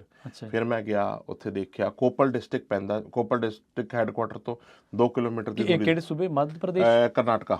ਠੀਕ ਹੈ ਜੀ। ਕਰਨਾਟਕਾ 'ਚ ਗਿਆ ਜੀ, ਫਿਰ ਉੱਥੇ ਕਿਲਾ ਖੜਿਆ, ਕਿਲੇ ਦਾ ਨਾਮ ਬੰਦਾ ਸਿੰਘ ਬਹਾਦਰ ਹੈਗਾ। ਔਰ ਉਸ ਕਿਲੇ ਨੀਚੇ 500 ਸਿੱਖਲੀ ਘਰ ਪਰਿਵਾਰ ਅੱਜ ਵੀ ਬੈਠੇ ਨੇ। ਤਕਰੀਬਨ ਕਰਨਾਟਕਾ 4000 ਟਾਂਡੇ ਨੇ, ਸਾਰੇ ਗੁਰੂ ਨਾਨਕ ਨਾਮ ਲੇਵਾ। ਫਿਰ ਮੈਂ ਥੋੜੀ ਹਿਸਟਰੀ ਹੋਰ ਦੇਖਣੀ ਸ਼ੁਰੂ ਕੀਤੀ, ਤੇ ਜਦੋਂ ਖਾਲਸਾ ਪੰਥ ਦੀ ਸਿਰਜਣਾ ਹੋਈ, ਹਾਂਜੀ, ਤੇ 1699 ਚ ਇੱਕ ਪਿਆਰਾ, 5 ਪਿਆਰਿਆਂ ਚੋਂ ਭਾਈ ਸਾਹਿਬ ਸਿੰਘ ਇਸ ਇਲਾਕੇ ਚੋਂ ਗਿਆ। ਠੀਕ ਹੈ। ਉਹ ਕਨੈਕਟ ਹੋਣ ਲੱਗ ਗਏ। ਗੁਰੂ ਨਾਨਕ ਸਾਹਿਬ ਦੀ ਇੱਥੇ ਵਿਜ਼ਿਟ ਹੈਗੀ ਆ। ਬਾਕੀ ਹੋਰ ਗੱਲਾਂ ਸਾਹਮਣੇ ਆਉਣ ਲੱਗੀਆਂ। ਭਾਈ ਮੱਖਣ ਸ਼ਾਹ ਲਬਾਣੇ ਉਹਨਾਂ ਦਾ ਬਰਥ ਪਲੇਸ ਵੀ ਹੰਪੀ ਦਿਖਾਣਾ ਸ਼ੁਰੂ, ਕੁਛ ਇਤਿਹਾਸਕਾਰਾਂ ਨੇ ਦਿਖਾਇਆ, ਜੋ ਕਿ ਇਸ ਕਿਲੇ ਤੋਂ 30-35 ਕਿਲੋਮੀਟਰ ਦੀ ਦੂਰੀ ਕਰਨਾਟਕਾ ਦੇ ਵਿੱਚ ਹੈਗਾ। ਠੀਕ ਹੈ। ਔਰ ਤਕਰੀਬਨ ਮਾਰਚ ਦੇ ਮਹੀਨੇ 'ਚ ਇਹ ਜਿਹੜੇ ਵਣਜਾਰੇ ਨੇ ਉਹ ਮਤਲਬ ਇਸ ਕਿਲੇ ਦੇ ਆਲੇ ਦੁਆਲੇ ਇਕੱਠੇ ਹੁੰਦੇ ਨੇ 5 ਲੱਖ ਤੋਂ ਵੱਧ ਜੀ ਜੀ ਤੇ ਸਾਰੀ ਰਾਤ ਗੁਰੂ ਨਾਨਕ ਸਾਹਿਬ ਤੇ ਬੰਦਾ ਸਿੰਘ ਬਹਾਦਰ ਨੂੰ ਯਾਦ ਕਰਦੇ ਨੇ। ਓ ਫਿਰ ਆਪਾਂ ਰਿਸਰਚ ਸ਼ੁਰੂ ਕੀਤੀ, ਸਾਨੂੰ ਇਹ ਪਤਾ ਲੱਗਿਆ ਕਿ ਇਹਨਾਂ ਦੇ ਜਿਹੜੇ ਵੱਡੇ ਵਡੇਰੇ ਸੀਗੇ ਉਹ ਗੁਰੂ ਨਾਨਕ ਪਾਤਸ਼ਾਹ ਨਾਲ ਜੁੜੇ ਹੋਏ ਸੀਗੇ। 1640 ਦੇ ਵਿੱਚ ਜਦੋਂ ਸ਼ਾਹਜਹਾਂ ਨੇ ਐਕਸਪੀਡੀਸ਼ਨ ਸਾਊਥ ਇੰਡੀਆ ਸ਼ੁਰੂ ਕੀਤਾ ਤੇ ਇਹਨਾਂ ਦੇ ਵੱਡੇ ਵਡੇਰੇ ਜਰਨੈਲ ਬੰਦਾ ਸਿੰਘ ਬਹਾਦਰ ਦੇ ਇਹ ਆਪਣੇ ਟੋਂਗ ਡਿਸਟ੍ਰਿਕਟ ਰਾਜਸਥਾਨ ਜਿੱਥੇ ਭਗਤ ਧੰਨਾ ਜੀ ਹੈਗੇ ਉਸ ਡਿਸਟ੍ਰਿਕਟ ਚੋਂ ਨਿਕਲ ਕੇ ਇਸ ਇਲਾਕੇ 'ਚ ਆ ਗਏ ਨੇ। ਔਰ ਇਹਨਾਂ ਦਾ ਜਿਹੜਾ ਪਰਿਵਾਰ ਸੀਗਾ ਉਹ ਗੁਰੂ ਨਾਨਕ ਪਾਤਸ਼ਾਹ ਨਾਲ ਜੁੜਿਆ ਹੋਇਆ ਸੀਗਾ ਔਰ ਇਹ ਬਚਪਨ ਤੋਂ ਹੀ ਟ੍ਰੇਨਡ ਸ਼ੋਲਜਰ ਸੀਗੇ ਔਰ ਟ੍ਰੇਨਡ ਸ਼ੋਲਜਰ ਦੇ ਚੱਲਦੇ ਹੋਏ ਇਹਨਾਂ ਨੇ ਮਤਲਬ ਆਫਟਰ ਆਲ ਮੁਗਲ ਰਾਜ ਨਾਲ ਪੂਰੀ ਬੈਟਲਸ ਲੜੀਆਂ। ਔਰ ਇਸ ਤਰੀਕੇ ਨਾਲ ਜਰਨੈਲ ਬੰਦਾ ਸਿੰਘ ਬਹਾਦਰ ਨਾਲ ਰਿਲੇਟਡ ਜਿੰਨੀ ਹਿਸਟਰੀ ਸੀਗੀ ਉਹ ਸਾਰੀ ਮਤਲਬ ਅਨਵੀਲ ਹੋਣੀ ਸ਼ੁਰੂ ਹੋ ਗਈ। ਔਰ ਜੋ ਮਤਲਬ ਬੇਸਿਕਲੀ ਅਸੀਂ ਮਤਲਬ ਜਰਨੈਲ ਬੰਦਾ ਸਿੰਘ ਬਹਾਦਰ ਦੇ ਕਿਰਦਾਰ ਨੂੰ ਬਿਲਕੁਲ ਛੋਟਾ ਕਰਕੇ ਪੇਸ਼ ਕੀਤਾ ਗਿਆ। ਜਰਨੈਲ ਬੰਦਾ ਸਿੰਘ ਬਹਾਦਰ ਨੇ ਬੇਸਿਕਲੀ ਸੂਬਾ ਲਾਹੌਰ, ਠੀਕ ਹੈ ਜੀ, ਕਿਉਂਕਿ ਸਰਹੰਦ ਸੂਬਾ ਨਹੀਂ ਸੀਗਾ, ਨਹੀਂ ਸੀਗਾ, ਉਹ ਸੀਗੀ ਸਰਕਾਰ। ਹਾਂਜੀ, ਸਰਕਾਰ ਦੇ ਥੱਲੇ ਹੁੰਦਾ ਪਰਗਨਾ, 3 ਐਡਮਿਨਿਸਟ੍ਰੇਟਿਵ ਯੂਨਿਟਾਂ ਸੀਗੀਆਂ, ਠੀਕ ਹੈ, ਸੂਬਾ ਲਾਹੌਰ, ਸੂਬਾ ਮੁਲਤਾਨ, ਸੂਬਾ ਦਿੱਲੀ, ਠੀਕ ਹੈ, ਔਰ ਸੂਬਾ ਅਵਧ, ਠੀਕ ਹੈ ਜੀ। ਇਹ 4 ਸੂਬਿਆਂ ਦੇ ਵਿੱਚ ਕਾਬੂ ਕਰ ਲਿਆ ਸੀ। ਠੀਕ ਹੈ, ਤੇ ਕਿਹਦੇ ਅੰਡਰ ਸੀਗੇ ਸਰਕਾਰ? ਇਹ ਐਕਚੁਅਲੀ ਕੀ ਹੁੰਦਾ ਹੈ ਕਿ ਜਿਹੜੇ ਸੂਬੇ ਦੇ ਥੱਲੇ ਘੱਟ ਤੋਂ ਘੱਟ ਵੀ 15-20 ਸਰਕਾਰਾਂ ਹੁੰਦੀਆਂ ਨੇ। ਅੱਛਾ, ਠੀਕ ਹੈ, ਠੀਕ ਹੈ, ਜਿੱਦਾਂ ਆਪਾਂ ਕੱਲ ਇੱਕ ਸਟੇਟ ਦੇ ਥੱਲੇ ਡਿਵੀਜ਼ਨ ਦੇ ਥੱਲੇ ਡਿਸਟ੍ਰਿਕਟ, ਹਾਂਜੀ ਹਾਂਜੀ, ਇਸ ਤਰੀਕੇ ਦਾ ਪ੍ਰੋਸੈਸ ਸੀਗਾ। ਤੇ ਇਸੇ ਤਰੀਕੇ ਨਾਲ ਜਿੱਦਾਂ ਆਪਣੀ ਅੱਜ 29 ਸਟੇਟਸ ਨੇ ਤੇ ਉਸ ਤਰੀਕੇ ਨਾਲ 22 ਸੂਬੇ ਸੀ ਮੁਗਲਾਂ ਦੇ ਤੇ 22 ਸੂਬਿਆਂ ਦੇ ਥੱਲੇ ਅੱਗੇ ਜਿਹੜੇ ਹਰ ਸੂਬੇ ਸਰਕਾਰ ਸੀ, ਸਰਕਾਰ 'ਚ ਵਿੱਚ ਪਰਗਨਾ ਸੀਗਾ। ਤੇ ਉਹਨਾਂ ਨੇ ਲਾਹੌਰ, ਮੁਲਤਾਨ ਤੇ 2 ਹੋਰ ਤੁਸੀਂ ਕਿਹੜੇ ਦੱਸੇ? ਲਾਹੌਰ, ਮੁਲਤਾਨ, ਦਿੱਲੀ ਹਾਂਜੀ, ਤੇ ਅਵਧ। ਅਵਧ ਜੋ ਹੈਗਾ ਜਿਹੜਾ ਬਰੇਲੀ ਦਾ ਇਲਾਕਾ ਹੈ ਉਹ ਅਵਧ ਦੇ ਕੋਲ ਟੱਚ ਕਰ ਜਾਂਦਾ। ਠੀਕ ਹੈ, ਠੀਕ ਤੇ ਹੈ, ਇਸ ਇਲਾਕੇ ਤੱਕ ਅਟੈਕ ਹੋ ਗਿਆ ਸੀਗਾ ਜੀ। ਔਰ ਇਹ ਕਈ ਮਤਲਬ ਜਰਨੈਲ ਬੰਦਾ ਸਿੰਘ ਬਹਾਦਰ ਨੇ ਅਲਟੀਮੇਟਲੀ ਮਤਲਬ ਇਹ ਸਾਰੇ ਇਲਾਕੇ ਕਾਬੂ ਕਰ ਲਏ। ਹੁਣ ਮੈਂ ਤੁਹਾਨੂੰ ਇੱਕ ਹੋਰ ਐਗਜ਼ਾਮਪਲ ਦੱਸਦਾ। ਵਜ਼ੀਰ ਖਾਨ 3000 ਦਾ ਮਨਸਬਦਾਰ ਸੀ, ਜਿਹੜਾ ਸਹਾਰਨਪੁਰ ਦਾ ਮਨਸਬਦਾਰ ਮਾਰਿਆ ਉਹ 4000 ਦਾ ਮਨਸਬਦਾਰ ਸੀਗਾ। ਠੀਕ ਹੈ, ਤੇ ਉਹਨਾਂ ਕੋਲ ਵੱਡੀਆਂ ਫੌਜਾਂ ਸੀਗੀਆਂ। First time in the history of Sikhs emperor ਖੁਦ ਆਪ ਫੌਜ ਲੈ ਕੇ ਪਹੁੰਚਿਆ। ਅੱਛਾ, ਜਦੋਂ 10ਵੇਂ ਪਾਤਸ਼ਾਹ ਜੀ ਨੂੰ ਮਿਲਦੇ ਨੇ ਬਾਬਾ ਬੰਦਾ ਸਿੰਘ ਬਹਾਦਰ ਤੇ ਉਸ ਤੋਂ ਬਾਅਦ ਉਹਨਾਂ ਦੀ ਸ਼ਹੀਦੀ ਤੱਕ ਉਹਨਾਂ ਦਾ ਕਿੰਨੇ ਸਾਲ ਦਾ ਇਹ ਸਮਾਂ ਤੇ ਕਿੰਨੀਆਂ ਉਦੋਂ ਤੱਕ ਉਹਨਾਂ ਨੇ ਮਤਲਬ ਜਿਹੜੀਆਂ ਜਿਵੇਂ ਤੁਸੀਂ 4 ਸੂਬਿਆਂ ਦਾ ਜ਼ਿਕਰ ਕੀਤਾ ਕੁੱਲ ਜਿਹੜੀਆਂ ਉਹਨਾਂ ਦੀਆਂ ਪ੍ਰਾਪਤੀਆਂ ਦਾ ਉਹ ਕਿਵੇਂ ਮੁਲਾਂਕਣ ਕਰਦੇ ਆਪਾਂ? ਬੇਸਿਕਲੀ ਦੇਖੋ ਜੀ, ਨਾਂਦੇੜ 'ਚ ਗੁਰੂ ਗੋਬਿੰਦ ਸਿੰਘ ਮਹਾਰਾਜ ਦੀ ਮੁਲਾਕਾਤ ਅਸੀਂ ਦਿਖਾਉਂਦੇ ਆ ਬੰਦਾ ਸਿੰਘ ਬਹਾਦਰ ਨਾਲ। ਹਾਂਜੀ, ਸਾਡੇ ਇਤਿਹਾਸਕਾਰ। ਹਾਂਜੀ, ਉਹ ਕਹਿੰਦੇ ਪਹਿਲੀ ਵਾਰੀ ਇੱਥੇ ਮੁਲਾਕਾਤ ਹੋਈ। ਔਰ ਮੈਂ ਇਹ ਗੱਲ ਕਹਿਣਾ ਕਿ ਨਹੀਂ ਜੀ, ਉਹਨਾਂ ਨਾਲ ਪਹਿਲੇ ਹੀ ਇਹਨਾਂ ਦੀ ਮਤਲਬ ਇੱਕ ਪਰਿਵਾਰ ਗੁਰੂ ਨਾਨਕ ਪਾਤਸ਼ਾਹ ਨਾਲ ਜੁੜਿਆ ਹੋਇਆ ਸੀਗਾ ਔਰ ਇਹਨਾਂ ਦੀ ਪੂਰੀ ਇੱਕ ਟ੍ਰੇਨਡ ਸ਼ੋਲਜਰ ਸੀਗੇ। ਹੁਣ ਆਪਾਂ ਨੰਦੇੜ ਦੀ ਗੱਲ ਕਰ ਲਈਏ। ਨੰਦੇੜ ਉਹ ਇਲਾਕਾ ਸੀਗਾ ਜੋ ਗੁਰੂ ਨਾਨਕ ਪਾਤਸ਼ਾਹ ਨੇ ਆਪ ਮਾਰਕ ਕੀਤਾ ਹੋਇਆ ਸੀਗਾ। ਠੀਕ ਹੈ, ਇੱਥੇ ਇੱਕ ਸਿੱਖ ਸੈਂਟਰ ਵੀ ਸੀ ਵੱਡਾ, ਧਰਮਸਾਲ ਵੀ ਸੀਗੀ, ਸੂਫੀ ਪੀਰਾਂ ਦਾ ਗੜ੍ਹ ਵੀ ਸੀ ਨੰਦੇੜ। ਠੀਕ ਹੈ ਜੀ। ਹੁਣ ਮੈਂ ਤੁਹਾਨੂੰ ਇੱਕ ਹੋਰ ਐਗਜ਼ਾਮਪਲ ਦੱਸਦਾ ਜੀ ਕਿ ਭਗਤ ਨਾਮਦੇਵ ਜੀ ਵੀ ਨੰਦੇੜ ਤੋਂ ਚੱਲਦੇ ਨੇ ਔਰ ਨੰਦੇੜ ਤੋਂ ਚੱਲਣ ਤੋਂ ਬਾਅਦ ਅਲਟੀਮੇਟਲੀ ਉਹ ਵੀ ਜਾ ਕੇ ਗੁਰਦਾਸਪੁਰ ਜਾਂਦੇ ਨੇ। ਠੀਕ ਹੈ, ਜਰਨੈਲ 200 ਸਾਲ ਪਹਿਲੇ ਬੰਦਾ ਸਿੰਘ ਬਹਾਦਰ ਤੋਂ। ਠੀਕ ਹੈ, ਔਰ ਇਸੇ ਤਰੀਕੇ ਨਾਲ ਬੰਦਾ ਸਿੰਘ ਬਹਾਦਰ ਵੀ ਨੰਦੇੜ ਤੋਂ ਚੱਲਦੇ ਤੇ ਪਕੜੇ ਗੁਰਦਾਸਪੁਰ ਜਾਂਦੇ ਨੇ ਅਲਟੀਮੇਟਲੀ। ਤੇ ਇਹ ਜਿਹੜਾ ਸਾਰਾ ਹੈਗਾ ਗੱਲਬਾਤ, ਇਹ ਸਾਰੇ ਜਿਹੜੇ 35 ਮਹਾਂਪੁਰਸ਼ ਗੁਰੂ ਗ੍ਰੰਥ ਸਾਹਿਬ 'ਚ ਵਿਰਾਜਮਾਨ ਨੇ, ਚਾਹੇ ਭਗਤ ਰਵਿਦਾਸ ਜੀ ਮਹਾਰਾਜ ਨੇ ਜਿਨ੍ਹਾਂ ਨੇ ਸਿਧਾਂਤ ਬੇਗਮਪੁਰੇ ਦਿੱਤਾ, ਚਾਹੇ 5ਵੇਂ ਪਾਤਸ਼ਾਹ ਸਿਧਾਂਤ ਦਾ ਹਲੀਮੀ ਰਾਜ ਦਾ ਹੁਕਮ ਹੋਆ ਮਿਹਰਬਾਨ ਦਾ ਵੇ ਕੋਈ ਨਾ ਕਿਸੇ ਨੇ ਜਾਣਦਾ ਸਭ ਸੁਖਾਲੀ ਬਿਠੀਏ ਹੋਆ ਹਲੀਮੀ ਰਾਜਿਓ। ਮੈਂ ਇੱਕ ਗੱਲ ਦੱਸਣਾ ਭੁੱਲ ਗਿਆ, ਜਿਹੜੇ ਸੂਫੀ ਪੀਰ ਸਡੌਰੇ ਆ ਕੇ ਵਸੇ ਉਹਨਾਂ ਦਾ ਟੇਕ ਕੇਅਰ ਕਰਨ ਵਾਸਤੇ ਭਗਤ ਸਦਨਾ ਜੀ ਦੀ ਡਿਊਟੀ ਲੱਗੀ। ਅੱਛਾ, ਠੀਕ ਹੈ। ਔਰ ਪੌਂਟਾ ਸਾਹਿਬ ਦਾ ਇਲਾਕਾ ਦਾ ਜਿਹੜੇ ਕਿਲਾਬੰਦੀ ਦੀ ਡਿਊਟੀ ਜੋ ਨਿਭਾ ਰਹੇ ਸੀਗੇ ਉਹ ਸੀਗੇ ਭਗਤ ਸੈਨ ਜੀ। ਔਰ ਇੱਕ ਭਾਈ ਗੁਰਦਾਸ ਜੀ ਦੀ ਵਾਰ ਆਉਂਦੀ ਹੈ, ਦੇਖ ਪ੍ਰਤਾਪ ਕਬੀਰ ਕਾ ਦੂਜਾ ਸਿੱਖ ਹੋਆ ਸੈਨ ਨਾਈ। ਵੀ ਦੂਜਾ ਜਿਹੜਾ ਸਿੱਖ ਸੀਗਾ ਉਹ ਕਬੀਰ ਸਾਹਿਬ ਤੋਂ ਬਾਅਦ ਹੋਇਆ ਸੈਨ, ਭਗਤ ਸੈਨ ਜੀ। ਔਰ ਇਸੇ ਤਰੀਕੇ ਨਾਲ ਕਬੀਰ ਸਾਹਿਬ ਨੇ ਵੀ ਕਈ ਪਿੰਡ ਇਹ ਸੈਟਲਮੈਂਟਸ ਕੀਤੀਆਂ।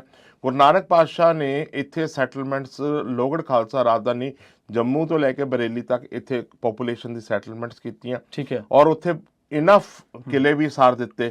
ਅੰਗਰੇਜ਼ ਸਾਹਿਬ ਲਿਖਦੇ ਨੇ ਕਿ ਹੁਸ਼ਿਆਰਪੁਰ ਦੇ ਨਾਲ ਜਿਹੜਾ ਇਲਾਕਾ ਚੱਲਦਾ ਪਹਾੜੀਆਂ ਥੱਲੇ ਉਹ ਕਹਿੰਦੇ ਵੀ ਇਸ ਇਲਾਕੇ 'ਚ n number of Khalsa forts ਹੈ।